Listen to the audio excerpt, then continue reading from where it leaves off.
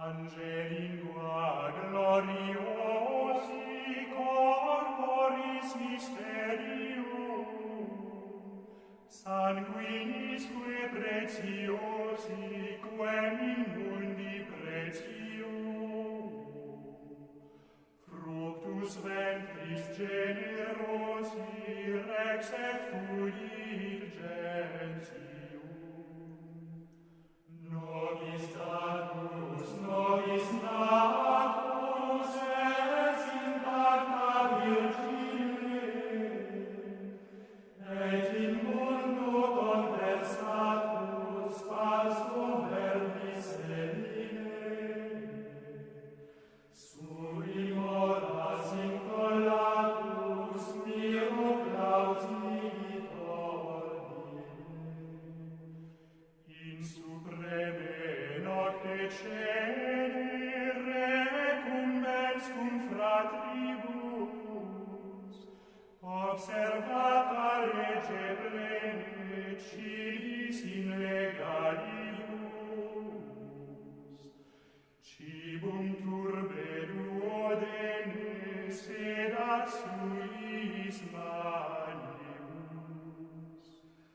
verbum caro parem verbum verbo carnem efficit, fique sanguis viscim merum et si sensus deficit, ad firmandum cors in celum sola fides officit, tantum ergo sacramentum veneremur cernui, et antiquum documentum novo cedat ritui, prestet fides supplementum sensum defectui, genitorque laus et jubilatio, salus honor virtus quoque sit et benedictio, procedenti ab utroque comparsit laudatio.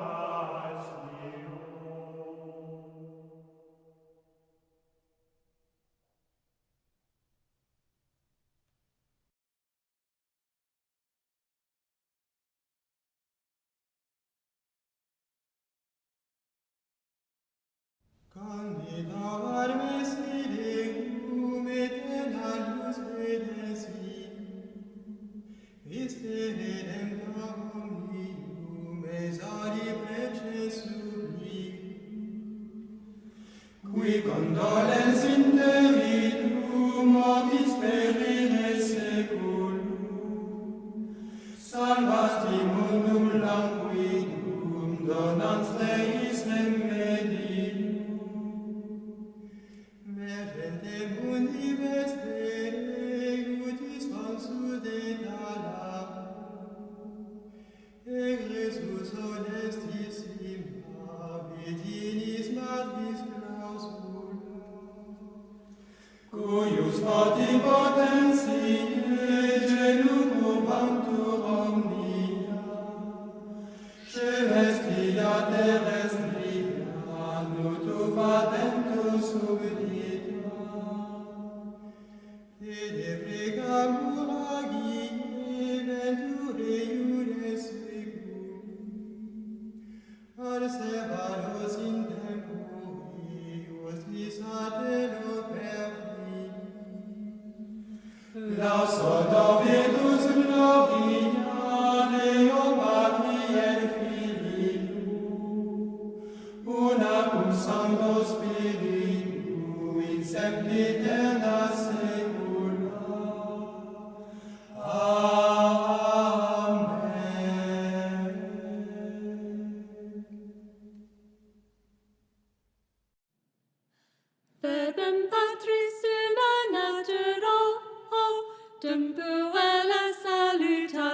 Angelo, salutator fecundatur virinesia, hey, hey, hey, nova gaudia.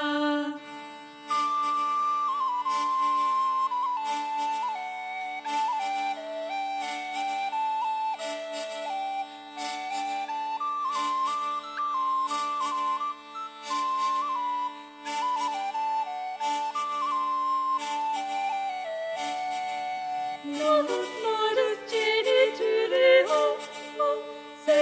sedent nature dum unite creatore creans omnia, ea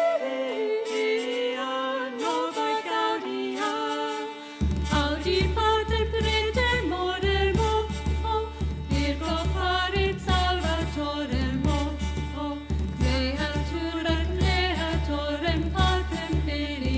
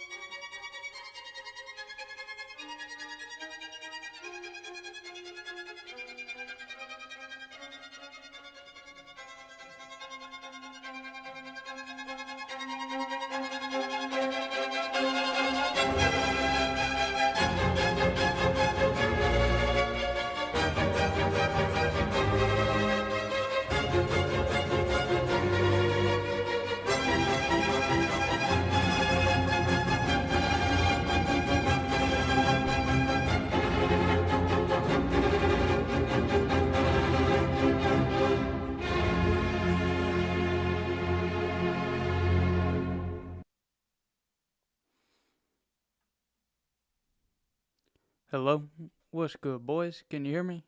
Mic check, mic check, mic check. Just organizing few notes before we start.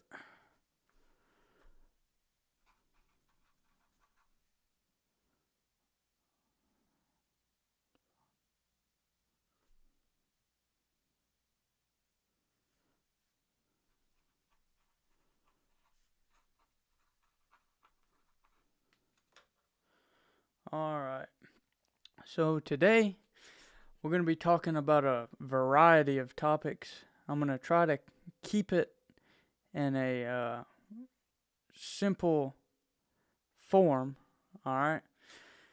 And it's basically going to be outlined like this. Can y'all hear me before I start? I'm not sure. If anybody, hold on, let me monitor the audio so I can see.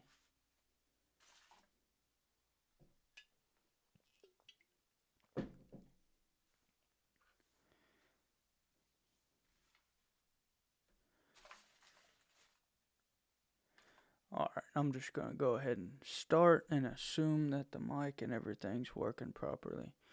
Alright, so the way this is going to roll on this stream is I'm going to start with setting my definition, because we're going to reference philosophy a lot. And I don't want to have to spit out an explanation for a particular person's philosophy through this. So I'm going to give a very general definition or frame of how we need to view philosophy. And I'm going to do this stream with no cam because I have a lot of like pictures and stuff and I don't want to get it to get in the way. And yeah, so as you can see right here in this topics, we're going to touch on nihilism. In the past, I've made videos like my videos whenever I was just like yapping about something, whatever in the past, before I really started reading philosophy and understanding what it really is. Certain topics like nihilism, certain things like the idea of worldviews, all these things were kind of like a very baseline understanding for me. And I used them out of context a lot. Or not even out of context, just like I didn't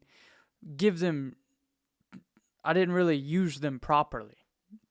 Especially nihilism. Like I used to classify nihilism in this like broad camp. It's whenever you think nothing matters, right? So we're going to get into that a little bit. I'm going to touch on revolution, how those kind of disrupted the system of monarchy. We're going to go over like 15 arguments for God in this. So this is going to be possibly a long stream. I don't think I have too many slides for it, but we'll go over that. I'm going to give a little brief example of how I became Catholic within the sense of like all these ideas I'm going to lay out for you today in this stream. We're going to kind of show how in a map, how I went from such and such to such and such to such and such to where I'm at now. So first off, let's lay out a solid definition for philosophy, in the sense of just this is how you're going to need to think about it as we progress in this talk. So what is it not? Whenever I use philosophy, or most people within like this YouTube theology field, they're not referring to what most people think of it as, which is Michael Jordan quotes, or some saying, oh, that's that dude's philosophy, or that's such and such philosophy, or my philosophy is that we should all just like kind of be chill, bro. Like whatever, vague sense of the form, or basic just like self-help books. As you see, like there'll always be like something like always believe that you be disciplined, dog, and you such and such, and you get to this point and you get success and you'll be good. What it really is, and what you need to think of it as we progress in this, is a millennium long dialogue, multiple millenniums. Okay? This is a very oversimplification of what philosophy as this dialogue is. And when I say dialogue, I'm going to just use these simple steps. So here we have Pythagoras and Parmenides, right? These two figures were very central. People call them as a label the pre-Socratics, which were those who came before Plato. Plato's the guy most famously who wrote The Republic. And in most of Plato's books, what they are dialogues where he has this character of Socrates, which people say is a real person. That's argued. But he has Socrates in his book, and Socrates goes throughout the book having discussions with other people in these, and they turn into the philosophy, right? And a lot of what he does is, and as well as Aristotle here, is they're hearkening back to these people before them and their ideas and what they wrote down and what they thought, and their students learned from them and passed on, and they're making comments on it.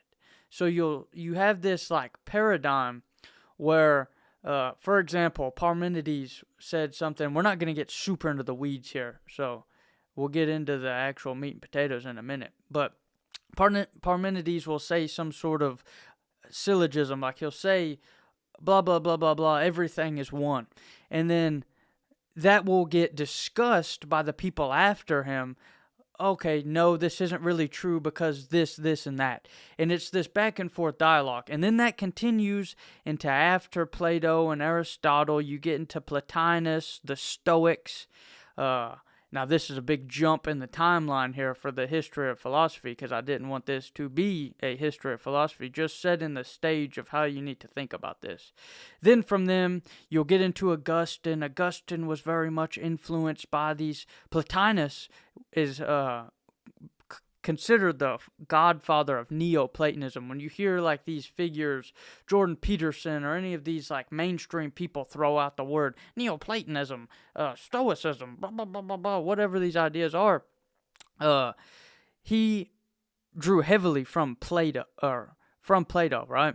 So they call him the godfather of Neoplatonism. And then you have Stoics. You find these classified with like Marcus Aurelius and those types. You hear that thrown around a lot. So these who had these writings commented on them. And then you had people like right here, St. Augustine, and he would comment on these people. And then you get to Thomas Aquinas, and he had a lot more material to go through. So then he would comment on all of this different stuff, and there's just thousands and thousands of pages of his writing. So you see how this conversation is going. And then you get, and we're making a big jump here. So there's like Muslim philosophers, there's Jewish philosophers, there's all shapes, sizes, and ideas in between. So, but I'm just making this as easy to follow as possible. And then we get up into, this is where you start getting into the Catholics, right? So, really, to simplify it, from like St. Augustine, which is around like 400-ish AD, all the way to Aquinas, 1200, you jump forward. I'm jumping forward here into the 1600s with Descartes. And again, he's going back and he's making these questions. And then after him, you get into Hume. And again, there's people in between, all such people in between. And he poses some very strong questions, which I'm going to do a separate talk in itself about that, because these are like, people have a hard time understanding Hume. And then after Hume, you get Kant and him reading Hume, and then he starts making all these things. And then you get Nietzsche, which reads all this enlightenment that like destroys metaphysics. And again, I'm trying not to get off topic here, trying to keep this narrative.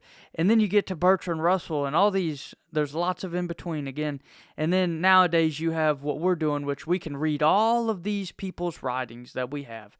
And then we also have like tools like YouTube and the internet where we can find lectures on these things, right?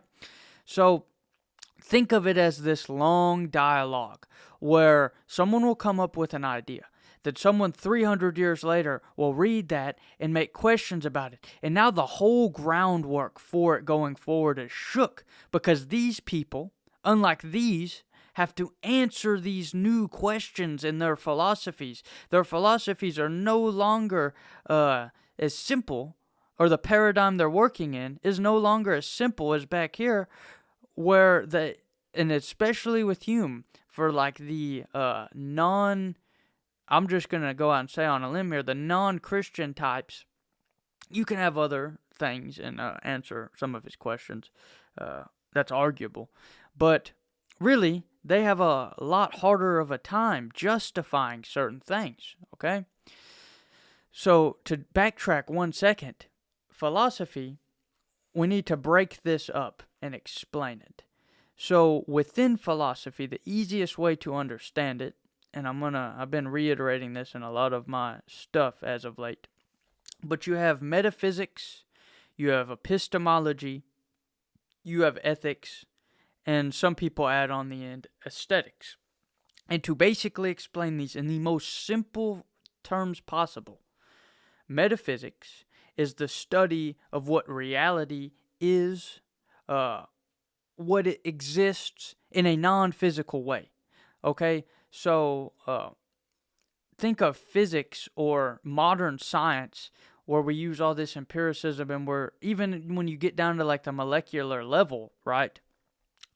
All of that is physics, physical. Metaphysics goes beyond the physical realm, okay? And really it's interesting, you get into like these words.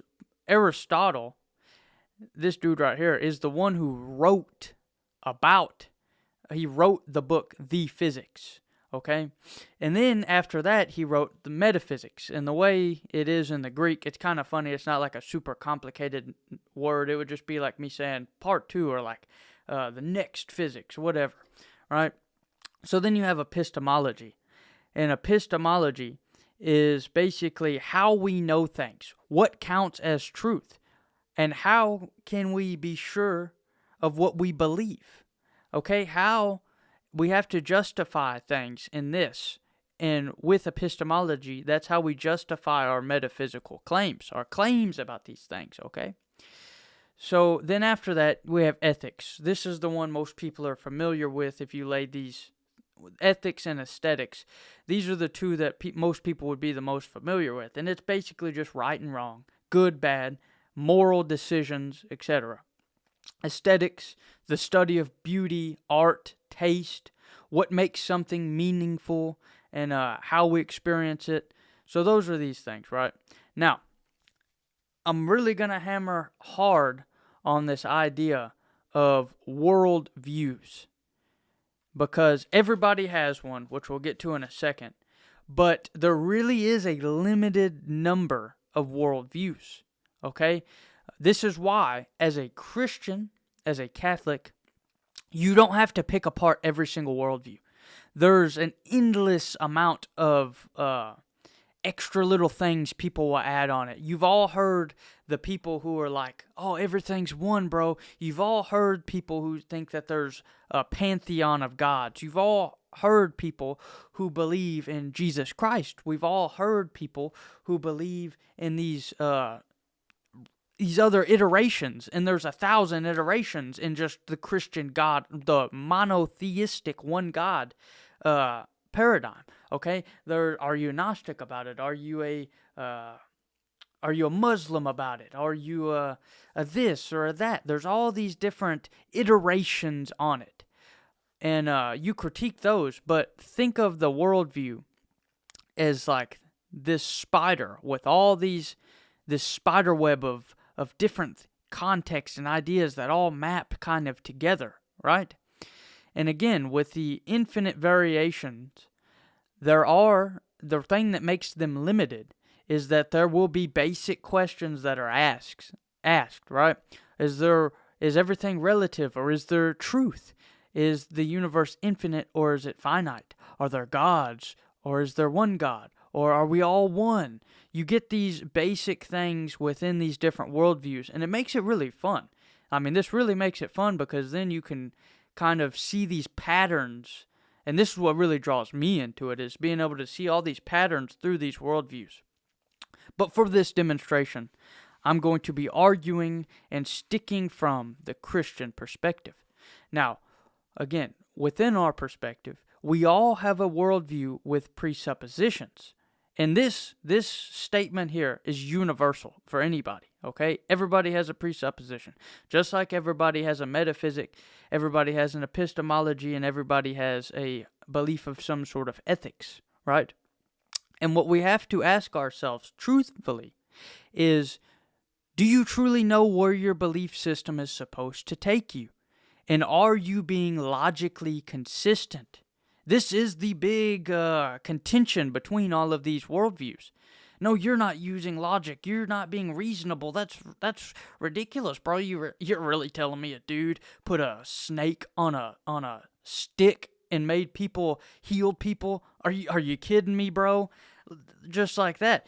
And we'll get into how that is combated, I feel, in the best way when we go over like the other 14 arguments for this.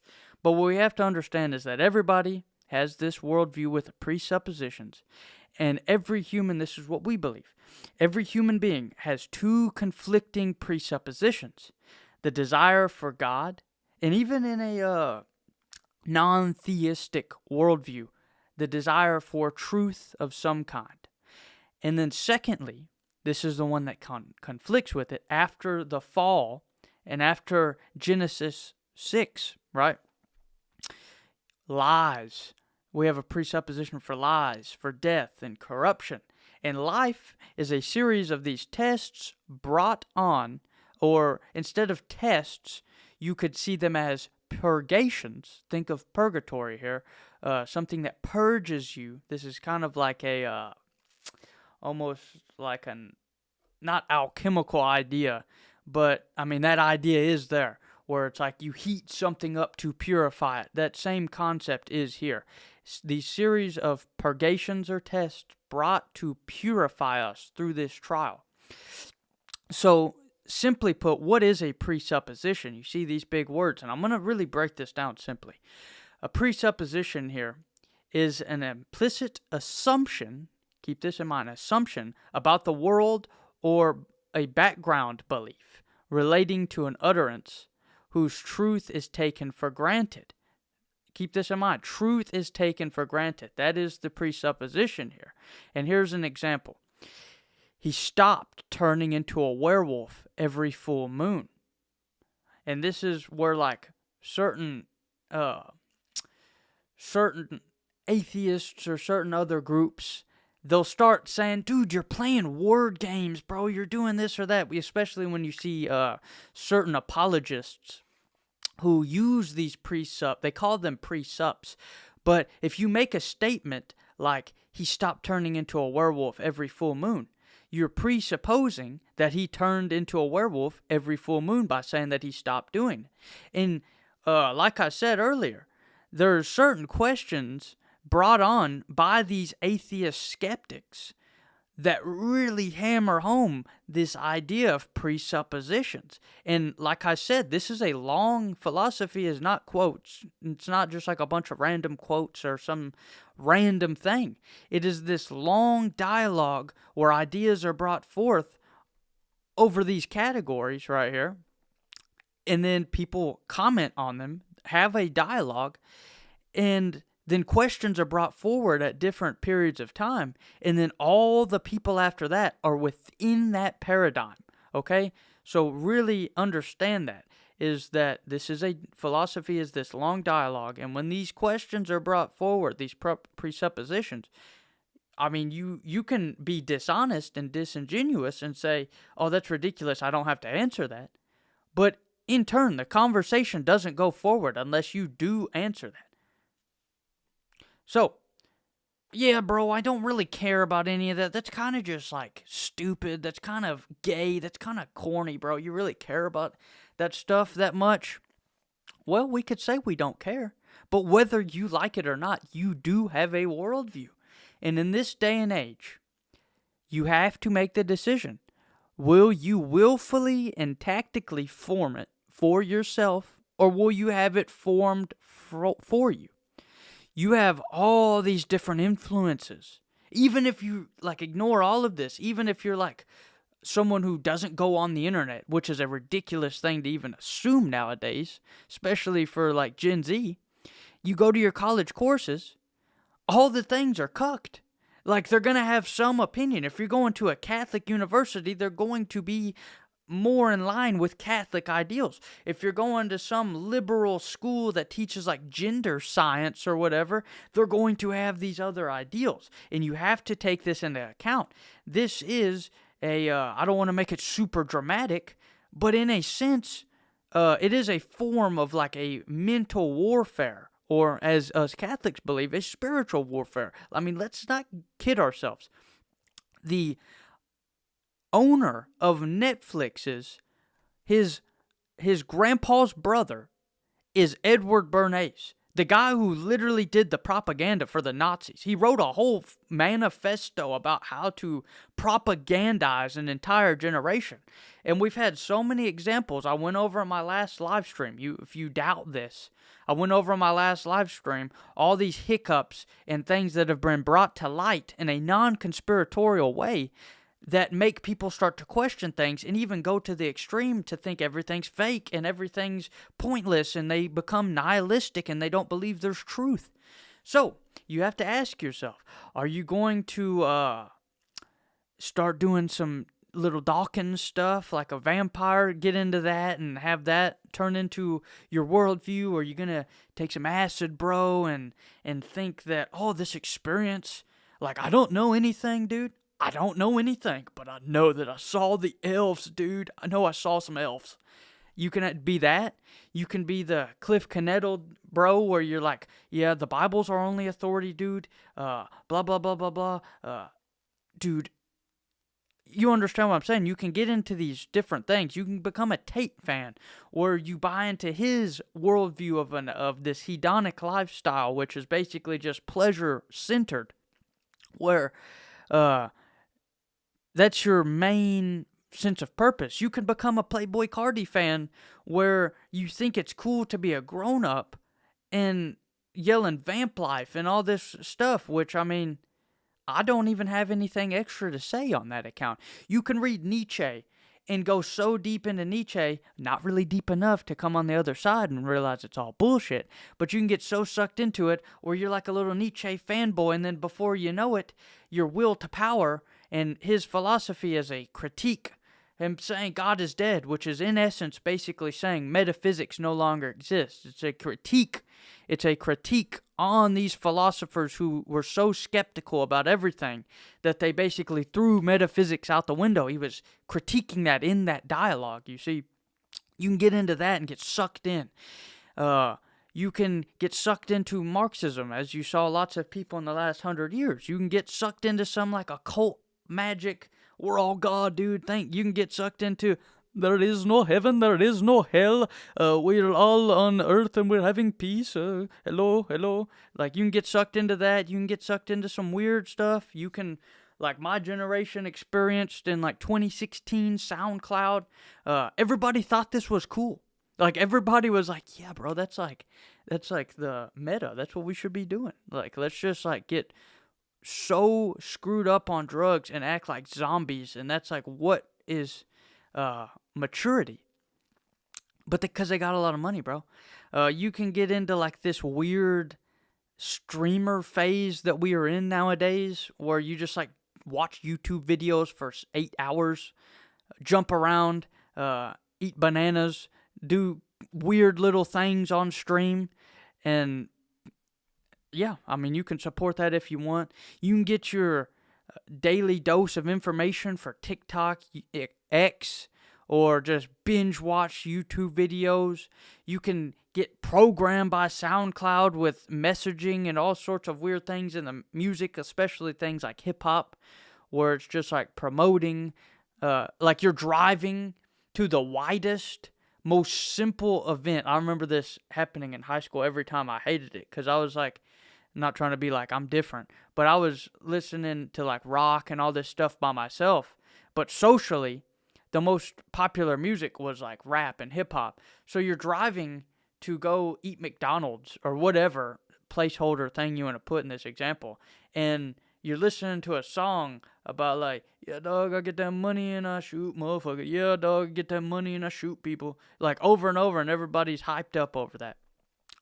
You can consume some Asmongold, think that it's cool, basement dwelling, get into Joe Rogan and think that you're going deep, and you never go 2 inches down. You just have an infinite horizontal plane of discovery of what you believe and think.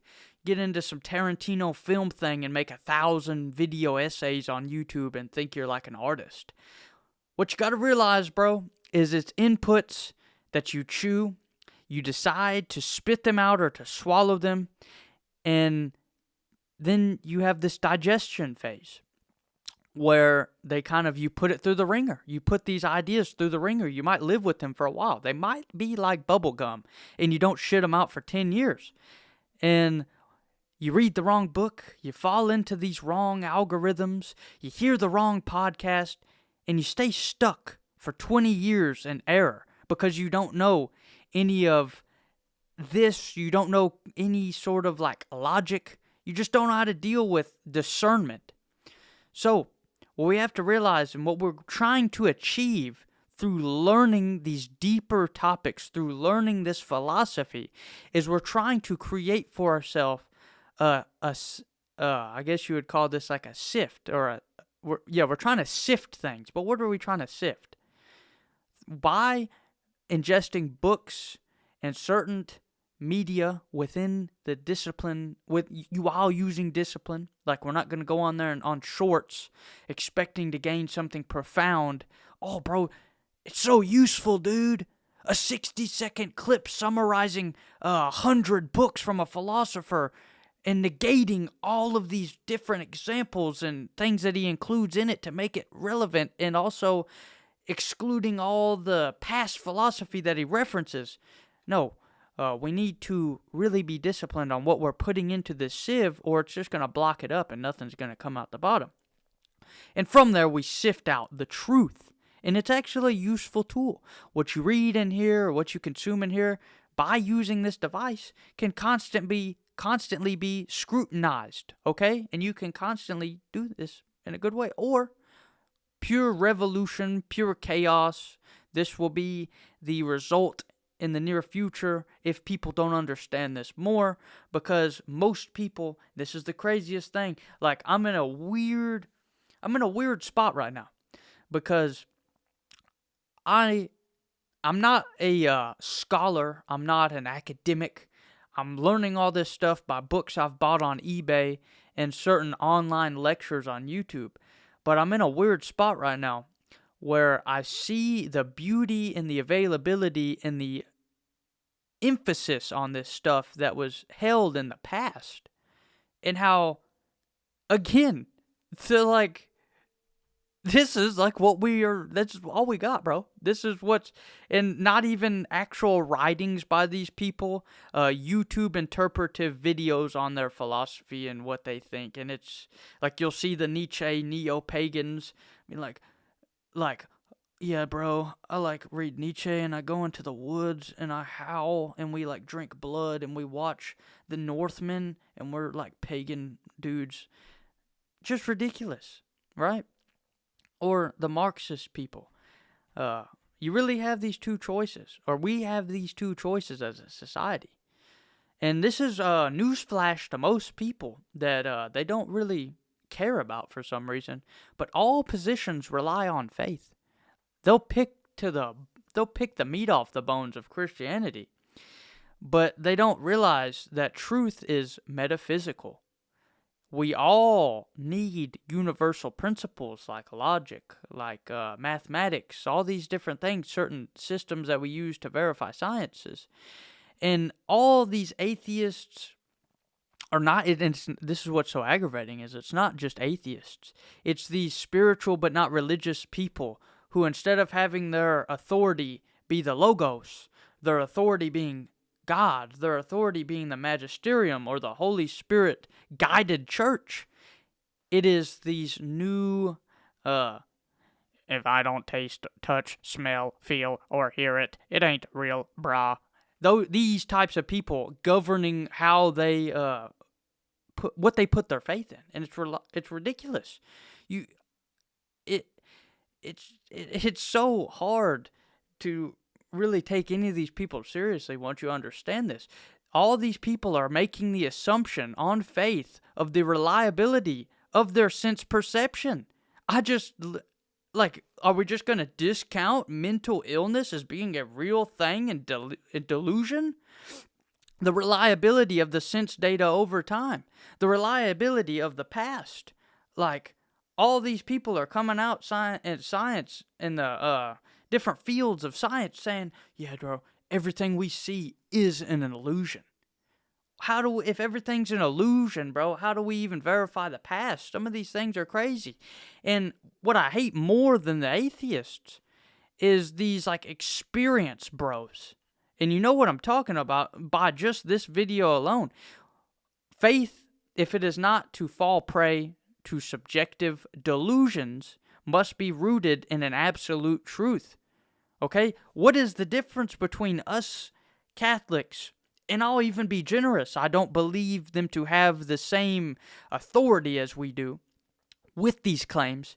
But other Christian sects and denominations, what is your absolute truth to base any of these things off of? How do you know that the DMT you're smoking, the acid that you're dropping or you're taking on your mouth, the mushrooms, how do you know that's not a delusion? Yeah, bro, you see the elves. I took salvia one time, and I literally was, like, executed in this, whatever it is. Like, I'm not one of these people who thinks it's a hallucination.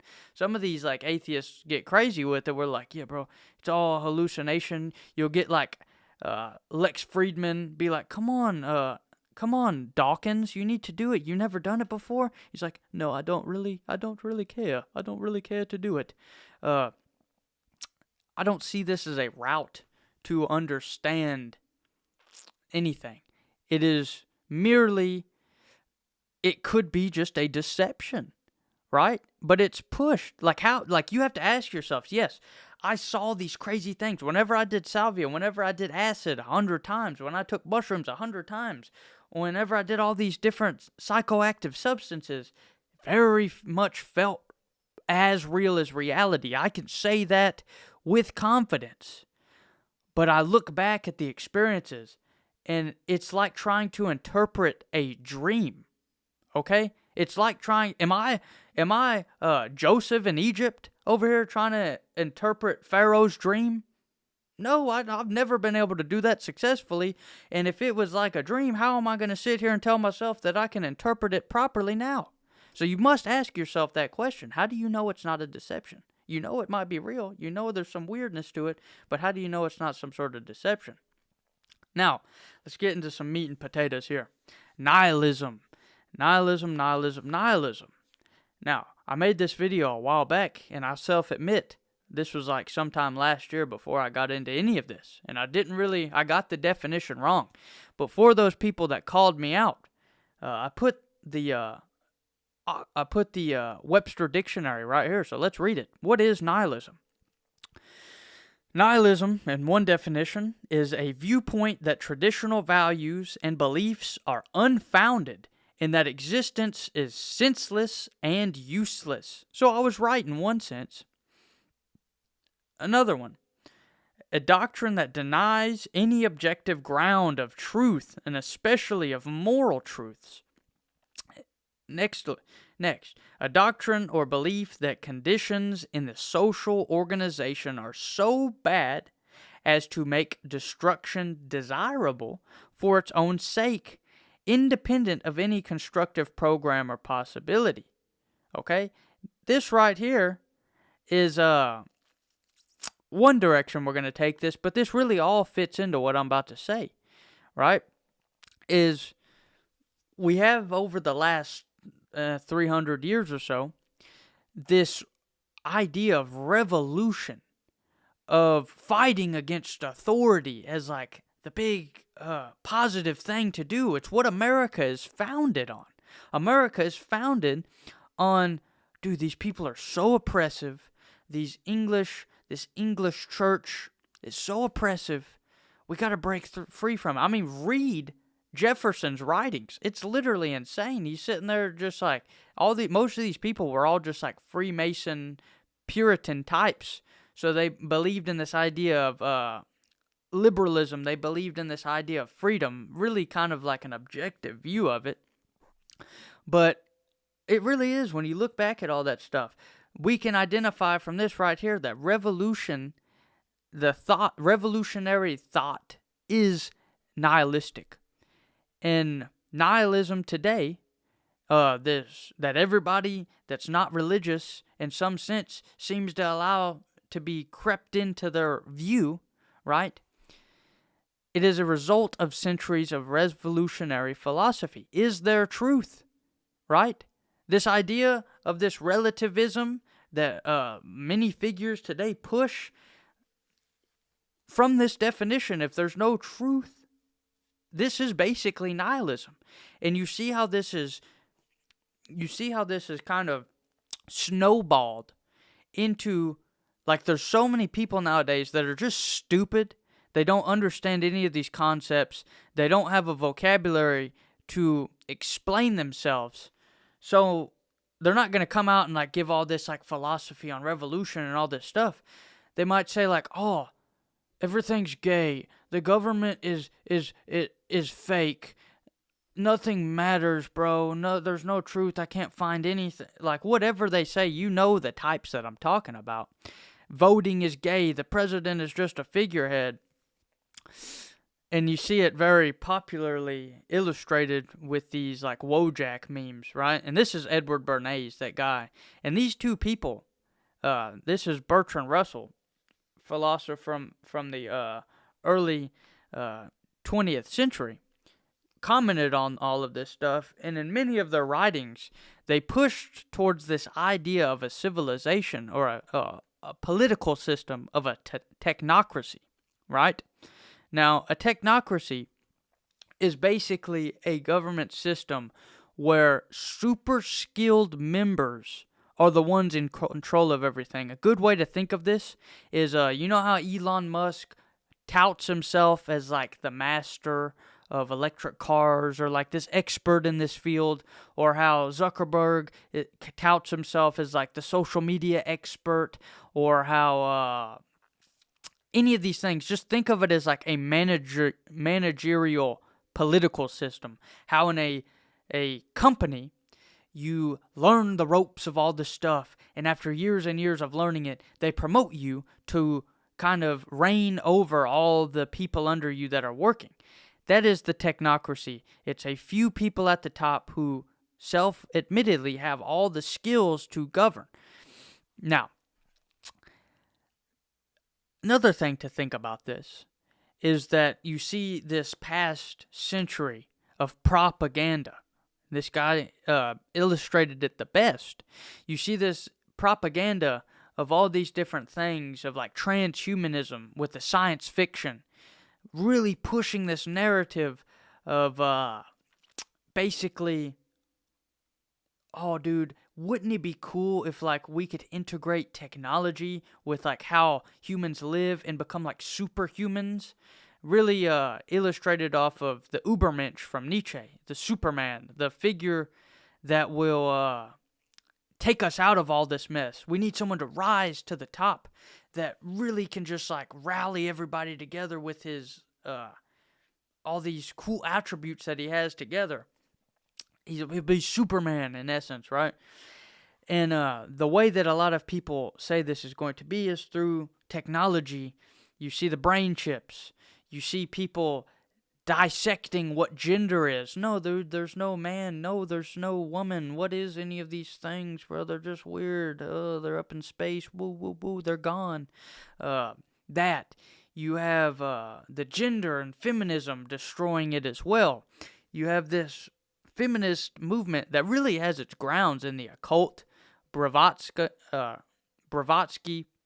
and the Theosophy movement, all these different figures, but from, again, this early 20th century, and you see how it kind of deconstructs the hierarchy between men and women. All of these things contribute to where this is going. And also, in our age now, you have a multitude of cults, gurus, and denominations. And all of these things are revolutionary because they don't align with any one truth. They're all questioning the norm. And what do I define as the norm?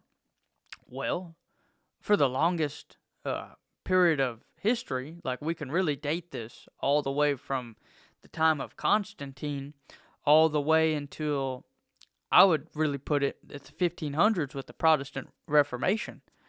You have a constant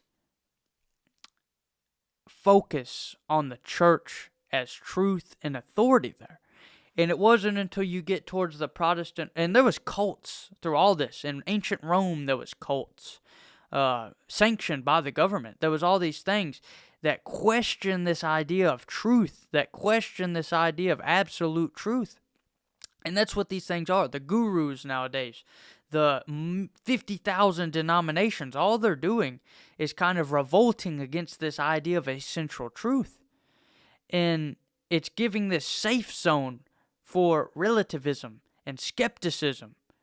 And what this is in the end result moving towards this idea of this technocracy. Oh, dude, we don't know anything. Metaphysics is gone. Anything beyond the physical can be questioned to delirium. All we can do is just trust the experts. All we can do is trust the experts. And to destroy relativism in a simple two-sentence form is relativism will pose the question, there is no such thing as truth. Then you have to ask yourself, is that true? And then you get into this infinite regress, death spiral of questions, and you get nowhere. So again, it's this balance, truth and lies. This is what we're balancing in that original presupposition, right? You have this inkling since the fall towards lies, death, and corruption, but you also have the other one towards truth. And you have to decide which one you're going to go towards. And this system of understanding philosophy is how you do that. Now, a case for monarchy, because I just showed revolution and all these different things and how they're bad. Why would you be a monarchist? That's like weird. That's like, who is a monarchist? I don't know anybody. That's like most people, right? What we have to understand is that all of this stuff that's been happening is not an accident. It's very much a calculated endpoint of this revolutionary philosophy launched by the Enlightenment, right? You have Rousseau and Voltaire. You can read their writings in your own time and see their revolutionary thought and how much it aligned with this definition that we've seen from nihilism. And they pushed these things of liberty and equality and very much like anti-church, right? This was all kind of like a psychological operation, and it was all aimed at dismantling this divine order that we see within the past of things like these Catholic empires, or even the Orthodox empires in places like Russia or in the Byzantine Empire. these worldviews that these people hold, they plant that seed of nihilism. And it denies this idea from the monarchy of this transcendent truth, that there is a transcendent, all-powerful God, and that there is a truth, there's a logos which all of this is ordered in, right? And that this king, his whole mission is to, for the good of the people, align everything with that. That's been destroyed, right? That's been destroyed by this. And the real accelerant, again, to really hammer the point home on all this, the accelerant of all of that is this chaos created by the cults. All these different, oh dude, what about this? Let me go look into this weird niche Gnostic idea of what Christianity is. Oh, look at Sadhguru and how cool he is. Whatever guru it is. I mean, there's endless. And this is the point of the chaos. And then the endless Christian denominations and arguments within it. These are what fragment this, and they fuel this revolution, this idea of revolution. Martin Luther, Calvin. It's just this spider web of these denominations and arguments over interpretation, because they have no transcendent divine truth. Gurus, again, all these movements, they are rejecting this idea of absolute truth, and they're making this nihilistic mindset where there's no authority. It really gives it power. And then you have people like Robespierre in the French Revolution, where he basically weaponized everybody against the king. And you have the Reign of Terror, where they just started with the guillotines, cutting heads off and everything. And then you have Karl Marx and Lenin and the Bolsheviks in Russia, or the Bolsheviks, and then you get all into like the conspiracy territory with the Jew stuff there.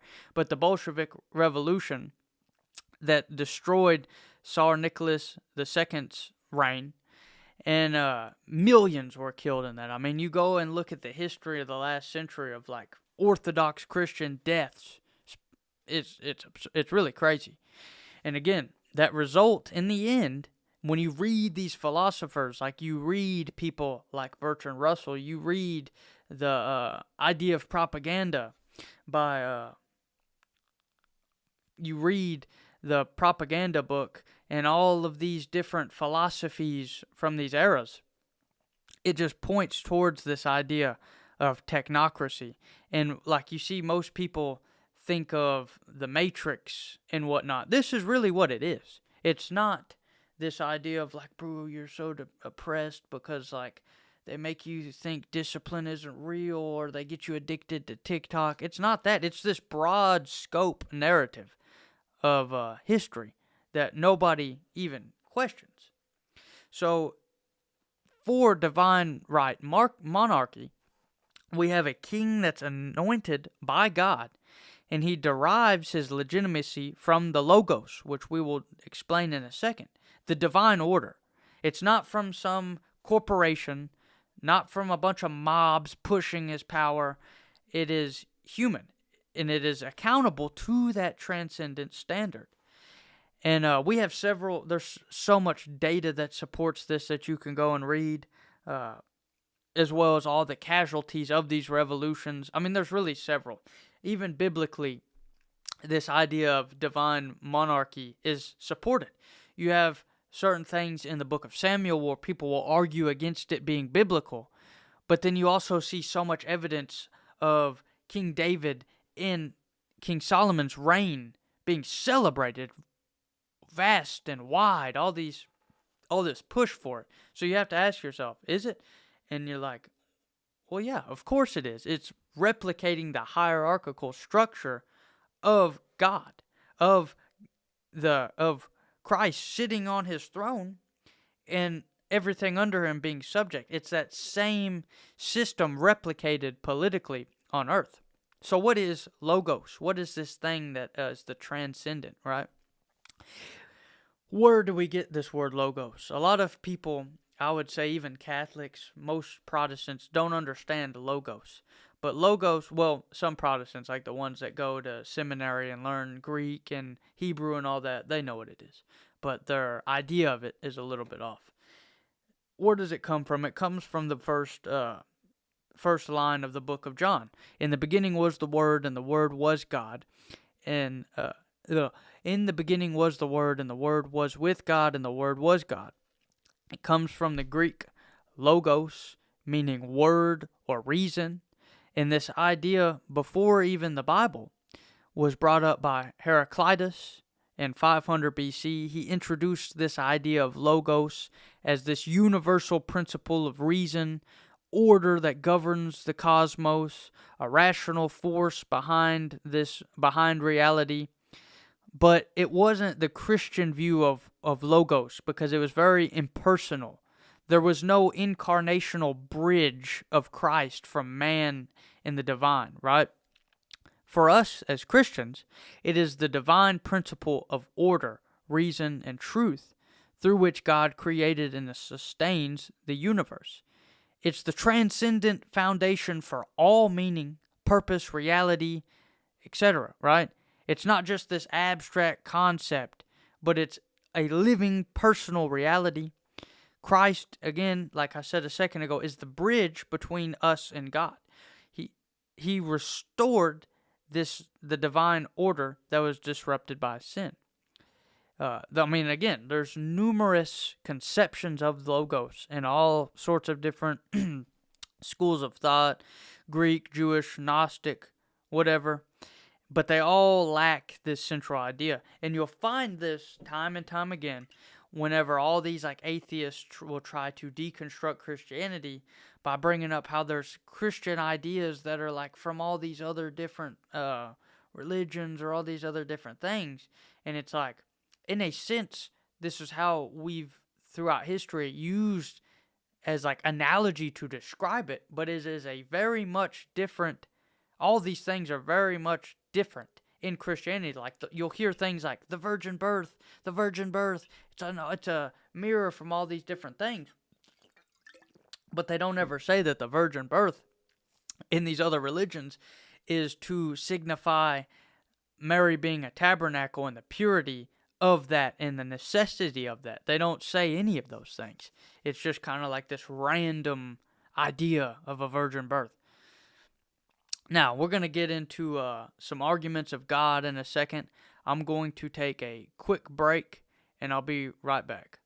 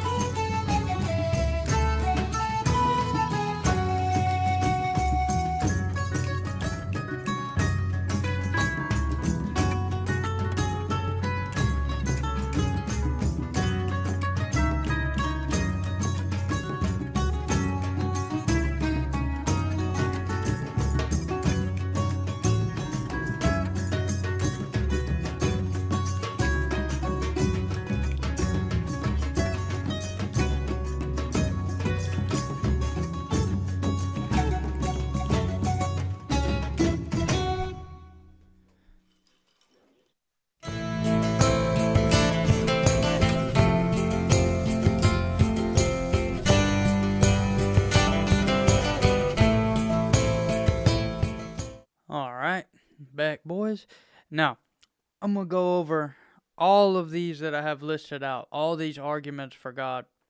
We're going to go from the transcendental argument to the 5 ways of St. Thomas Aquinas, to Anselm's ontological argument. We're going to give a moral argument.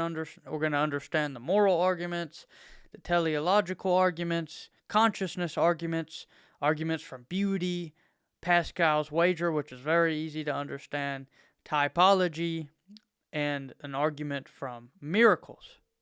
Now, I'm going to start with tag because it is the most complicated. The least amount of people seem to understand it. But in my opinion, recently I have come to think of it as one of the strongest arguments.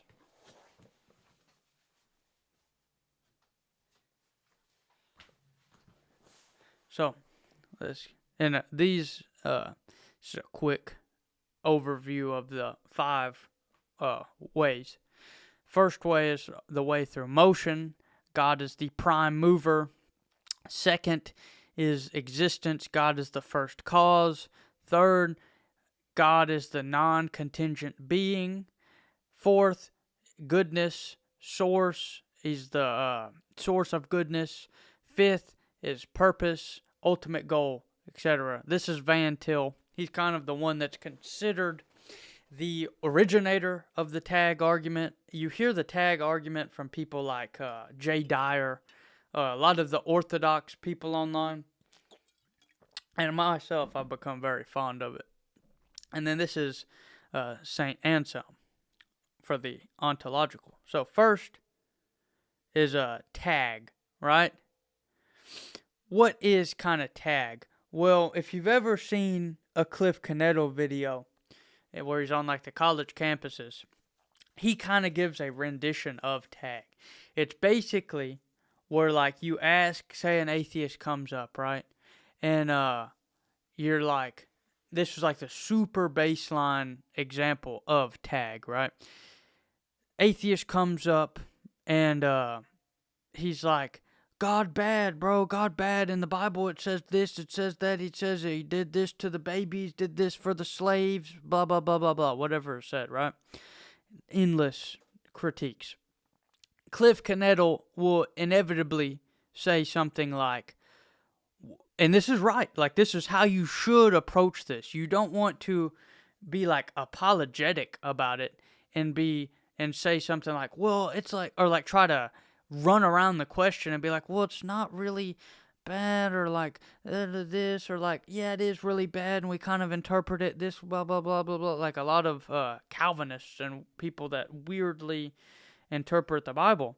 But Cliff Canetto will say something like, okay, I believe in morals, certain good and bad, that is universally accepted, but my justification for that, for believing that they are good or bad, is through God, divine revelation in the Bible telling me good and bad. And this is how I can base my assessment off of this, is that I have this transcendent third, if you will. These are two people arguing, right? I have this transcendent third that I reference to understand what is true about good or bad.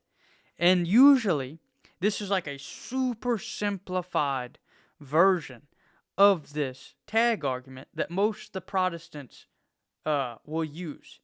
And most of them, if they, like I've seen Protestants that are like, yeah, I left Christianity, I was a presuppositionalist, I used tag, right? And they left it, but they didn't have a true, deeper understanding. So I'm still a little new to this. I would like to believe that I have a pretty good understanding of it, but I do not. This is an example of tag. There's lots of Protestants. It was originated, like I said, from Van Til, who was a Protestant, but it is not the best explanation for it. I'm going to attempt to take you from this level to the Dyer level of presup or transcendental arguments for God in this quick little slide right here. Again, if you really want to know I would suggest there's several like intro videos, but for me at least, it is one of the most convincing arguments. And it's not convincing in the sense that you're asking someone, like you're proposing a syllogism to them that inevitably makes them be like, wow, yeah, there must be a first cause, bro. No. We're going beyond that. Like I showed in the very beginning, where you have this idea of metaphysics, and we make these metaphysical claims. No. We're going beyond that. And we're not going to even epistemology, where you say how you know these things. We're going beyond epistemology, deeper into epistemology, where we're asking the justification. Again, like I said earlier, epistemology is basically the branch of philosophy of how we know things. We're asking the justification. So, it doesn't mean, like, whenever we ask these, let me get the rest of these slides out because I kind of messed up in the order that they did it. So, in essence, what this tag is it's saying that knowledge itself points to God. This is kind of like this Cliff Knettle example. But really, in essence, what we're saying is that there is a very, very, very big contradiction that happens here. You'll never hear them give a justification. They'll just say this is like stupid, or they'll do some sort of runaround on how it is like word games. But we're saying, like, it's not that what you believe is wrong. It's just saying you can't give an account for it philosophically. And like I said way earlier, philosophy is not quotes from Michael Jordan.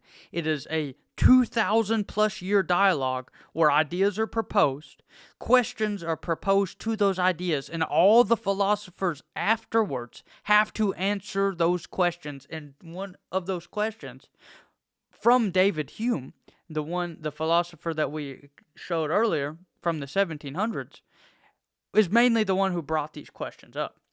So it's things like logic, science, morality, even numbers, even language.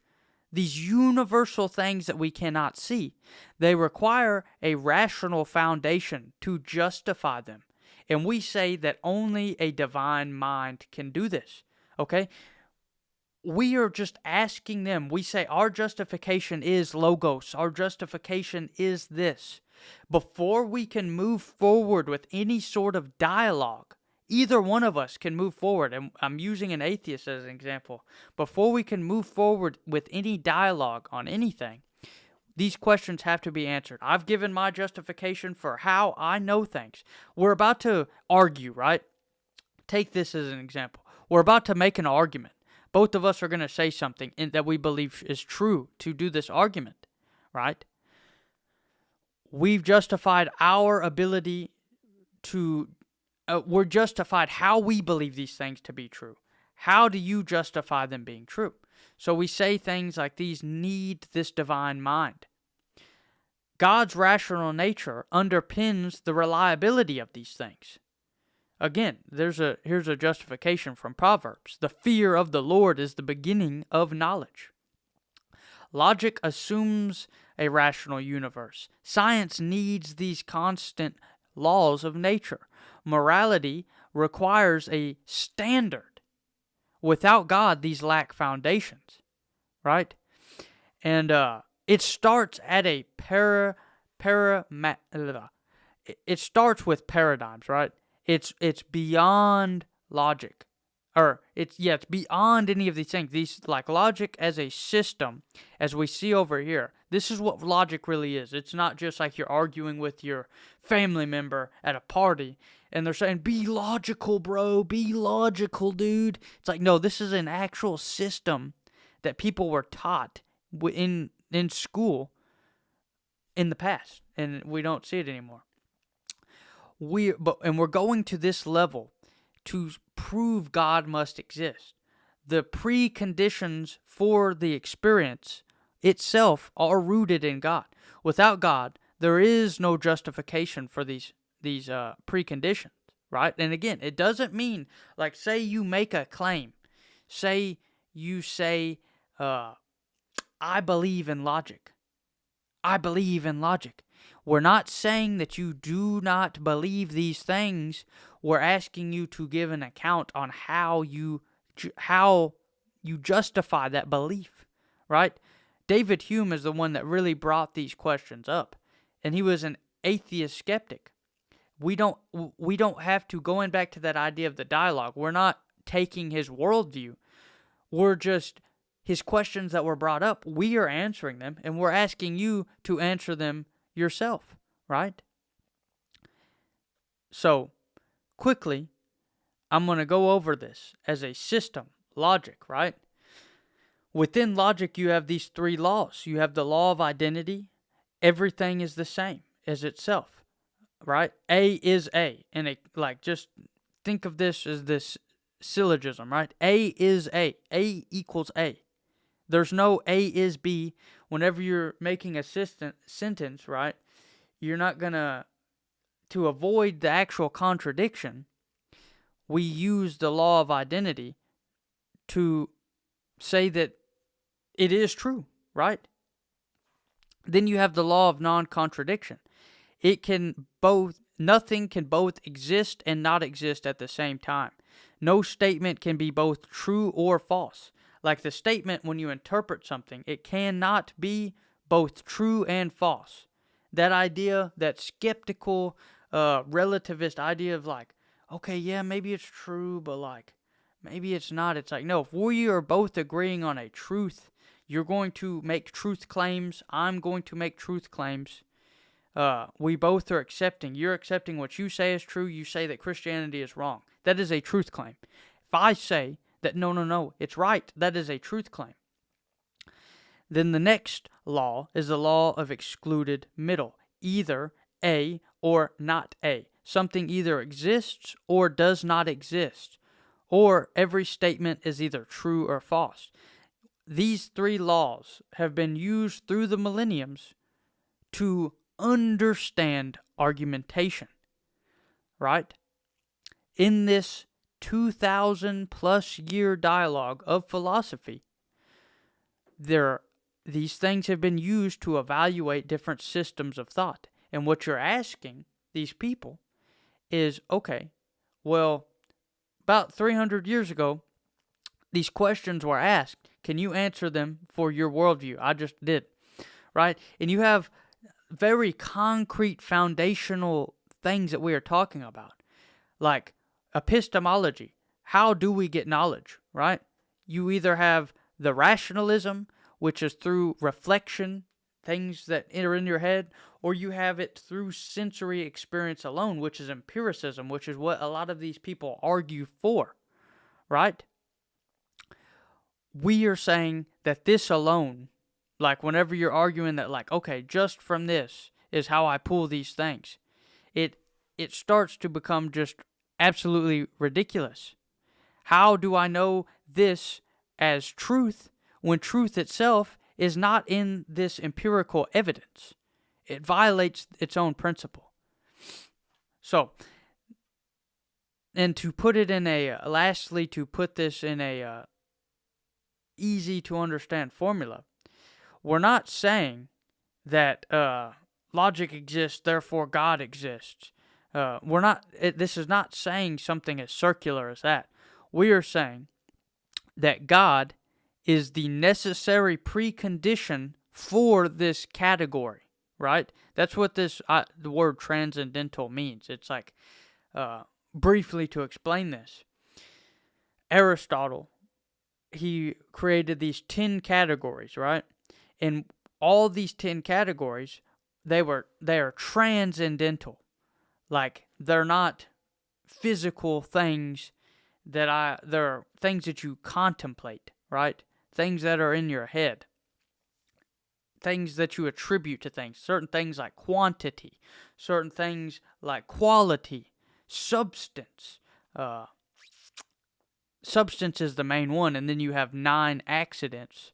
And this gets very complicated, and we're not going to go into that in depth in this video. I'm going to do in the future a full presentation just on tag alone.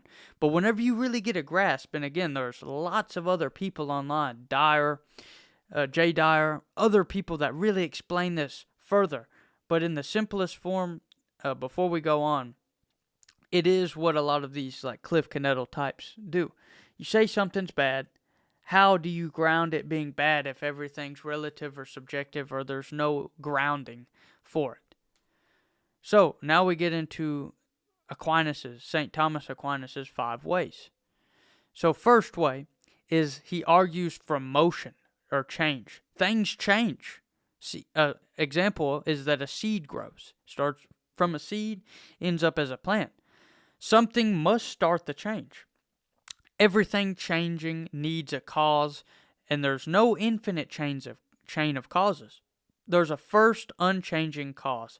God is that unchanging starter, right? God is that unchanging starter of all of these changes. And the example from Scripture is I am who I am.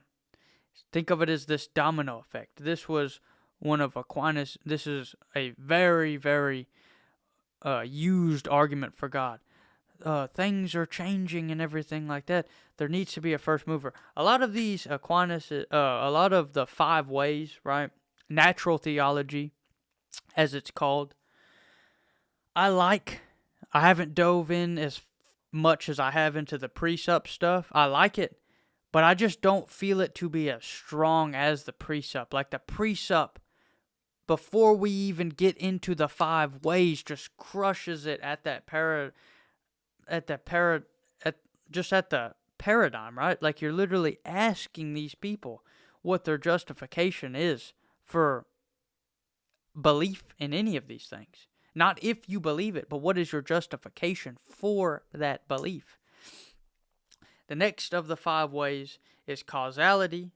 Everything exists because something caused it, right? The premise of this is that every effect has a cause. There is no infinite causes.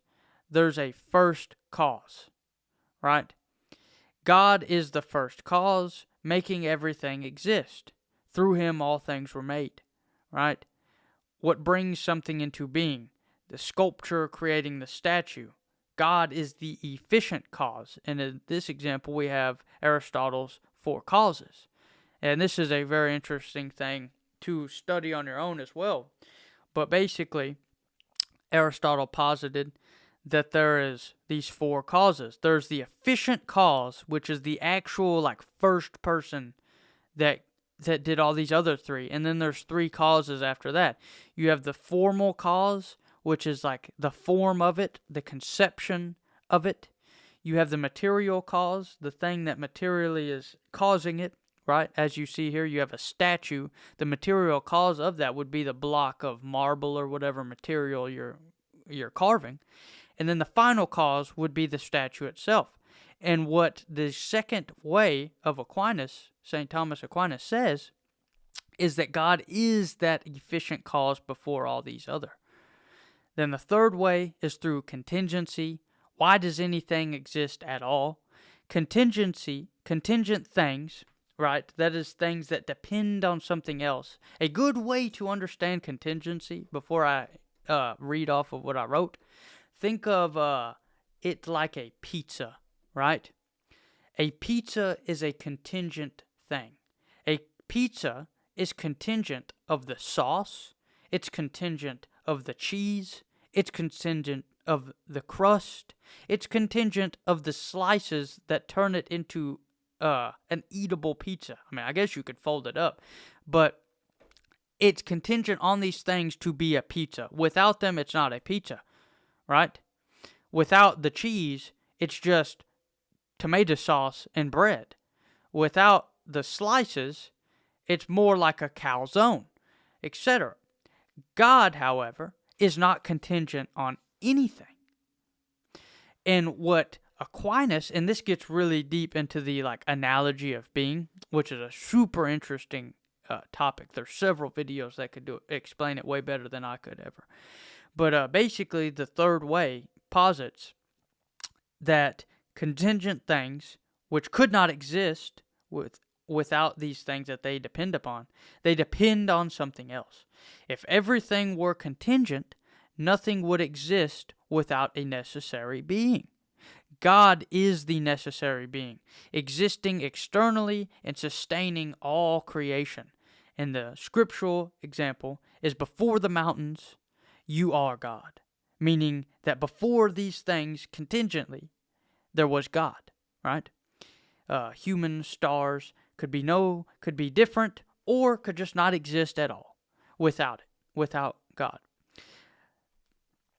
So, as we see here, then the next is the fourth way, the argument for perfection. And once we get into these other examples, we get into like the fine-tuning teleological argument, or we get into the argument for beauty, or all these other, a lot of them you'll see these arguments fit in those categories that are expanded upon after Aquinas, St. Thomas Aquinas. So the fourth way, argument from perfection. Qualities like goodness point to a source. Things show degrees of qualities. Goodness, how good a thing is. Truth, how true a thing is. These require a perfect standard as their cause. And we posit God is the ultimate perfection, the source of all good, true, and beautiful qualities, right? So the scriptural example is, be perfect as your Father is perfect, Matthew 5:4-8.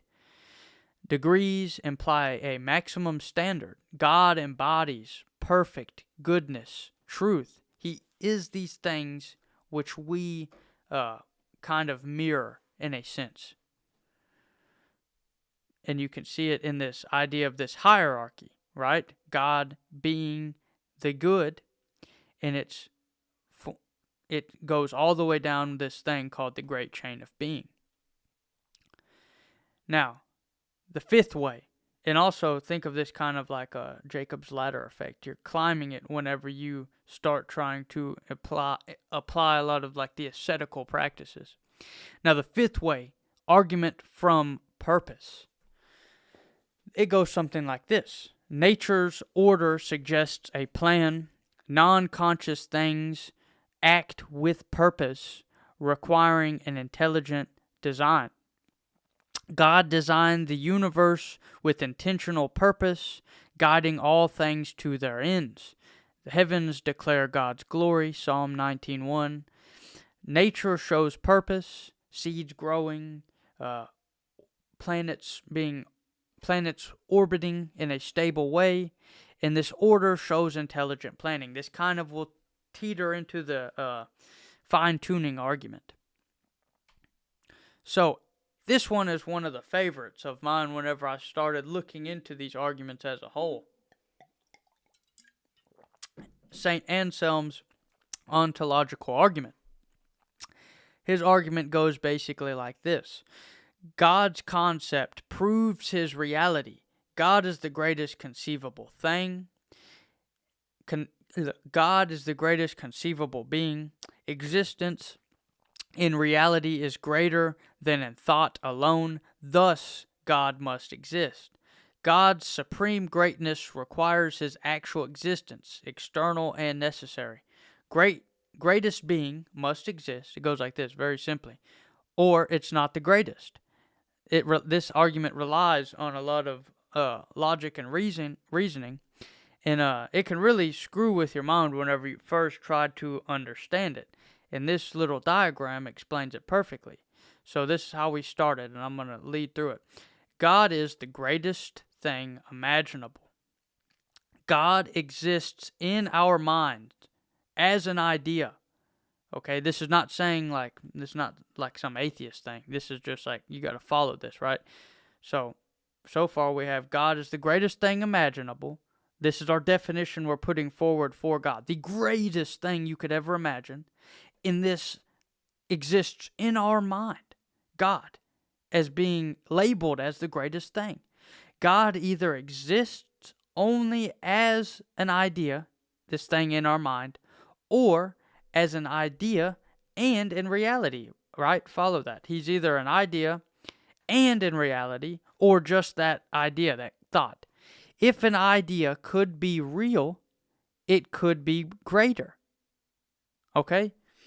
This is where people get lost. So, again, God either exists only as an idea or as an idea and in reality. And we're positing that this idea that does exist without question in our mind is labeled as the greatest thing.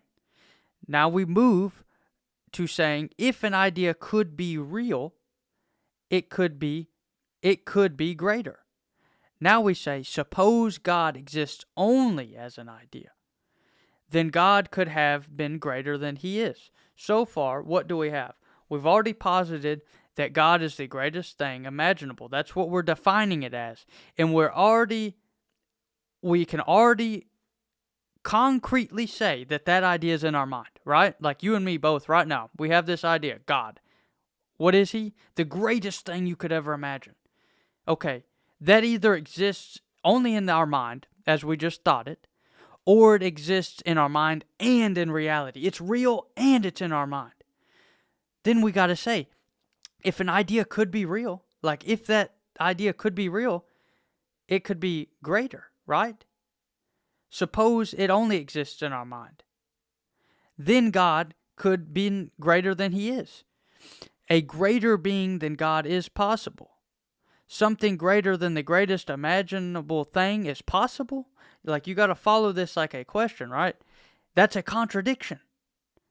So let me reemphasize this from the beginning so we get to this contradiction smoothly, right?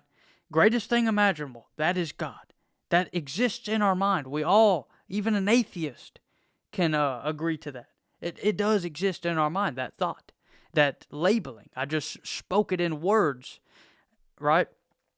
Now, what we have to say is that either exists only as that idea that we all agree on, or it both what we just thought of and it's real, that is the Christian position, right? If an idea could be real, it could be greater. This is what they would say. They'd say, if an idea could be real, it could be greater. Suppose God only exists as this idea, though. Then God could have been greater than he is. If he is only that idea, he could have been greater than he is. We should be able to think of it greater. And then you say a greater being is possible. Something greater, and then we move forward. Something great, and you have to ask this. Wait, so something greater than the greatest imaginable thing that we've labeled as God is possible? That doesn't make sense. We've already said, we've attributed that thought is, okay, that is the greatest thing.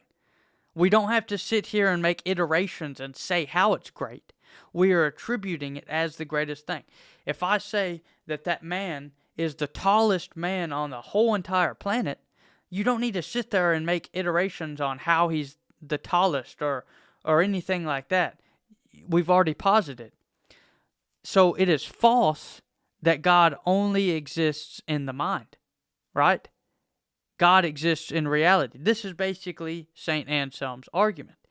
And he basically, from his own mouth, if God is something which is greater than you can imagine it to be, and for something to exist in reality means that it is greater than you just imagining it, then God must exist. Now this argument, I will posit, whenever I first heard it, it took me like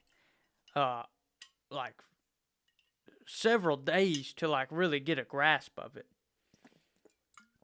And this is why a lot of people will get attached to this argument. They'll get attached to St. Thomas's 5 ways, and then they'll go to this other guy named Pike, which I might get into in future videos, and they'll combine those 3 or attached to one, and they'll say it is the best. But truly, it is a pretty good argument, but I've seen a couple things that kind of pull it apart. Not that I've seen that are any good, or really that convinced me.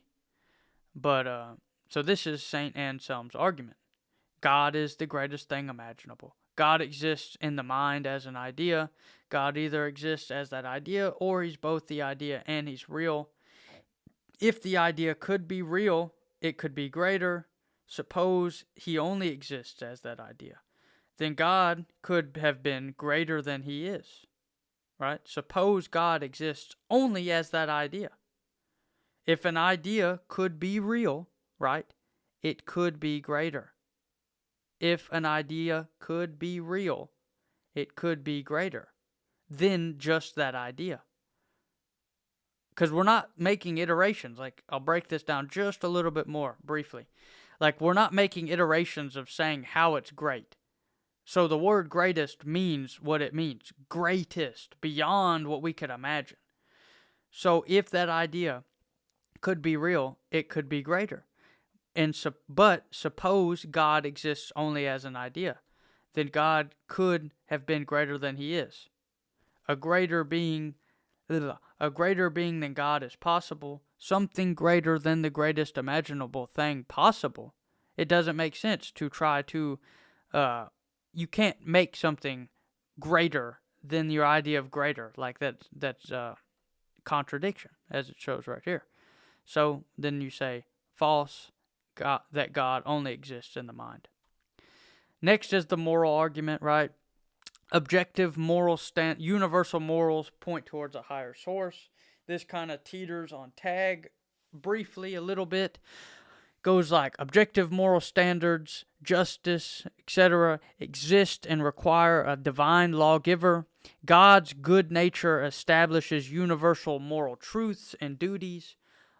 The law written on our hearts, as it says in Romans 2:15. Everyone recognizes some acts as wrong. Morals need a divine authority to be objective. Without God, morals become relative opinions. You say I should do this, why ought I do it? God's goodness aligns with human moral sense. So there's some objections to this. Morals come from evolution, dude, or society. Evolution explains behavior, and you would respond, evolution explains behavior, not moral truth. Relativism undermines justice. Again, you say that that's not true, but then that's a truth claim in itself. You have to ask that. Really teeters on the tag, but this, again, is the go-to for like the Protestant tag people. Next is the teleological argument, fine-tuning argument. The precision of the universe. You hear this from I heard this whenever I was in like 5th grade from my science teacher. Like everybody asked her, "Do you believe in God?" And she was like, "Everything's too perfect for me not to believe in God." You hear this very often. It's not explained as complex as you can get with the fine-tuning argument, but that is the fine-tuning argument. And some of Aquinas' 5 ways fit into that. But basically it'll go like this. The universe's physical constraints are precisely tuned for life, right? It's too improbable for chance. God intentionally designed the universe to support life, reflecting his purpose. And you see this quoted in Romans 1:20, his attributes seen in creation. Certain things, we ask ourselves what? Certain things like constraints, gravity, these constraints that are perfect for life, a lot of our laws of physics, DNA complexity, the chance of this just like happening, and you'll get the you'll get the objection. Dude, no, you're not understanding it. It's like a card game. It's a game of chance. If it happens long enough, it's likely to come up. So that could be one objection. I mean, it doesn't completely answer all of these. Science has tried for the last 200 years to try to answer this. A lot of the theories for the origin of evolution or explanations, you'll get the balloon the balloon theory. You'll get a lot of all the different things that went off of Einstein's formula, etc. A lot of them have been disproven. One thing within this, and this is not my go-to argument for God, it's a fun conversation, but one thing that I really find interesting are certain things that are just so perfectly beautiful, right? Like geometry in nature, mathematics, numbers, the golden spiral, as an idea, right? The Fibonacci sequence. Lots of these things are kind of, whenever I was one of the people who was like spiritual but religious, I would get caught up into like numbers and get caught up into the geometry aspect. You see a lot of people do this, right? They'll get into numerology or astrology or one of these random things, and then they'll base their whole belief system off that one aspect of creation instead of moving their worldview towards a creator, this transcendent thing to bind all of your bind everything to the logos, right? But they'll get hung up on these one specific things. Again, like you said, the numerologists, the sacred geometry, kundalini people, all that type of stuff. Next argument is the consciousness argument. You see nowadays, this is one of the things that bring most people into question whenever they're kind of a non-caring, don't even have to be an atheist, just someone who doesn't care about thinking about anything metaphysical. They'll see certain things like, wait, so you're telling me consciousness is not explained like at all? Wait, Christianity, Catholicism in particular has been telling me that like consciousness is actually the soul. It's the body being animated by the soul.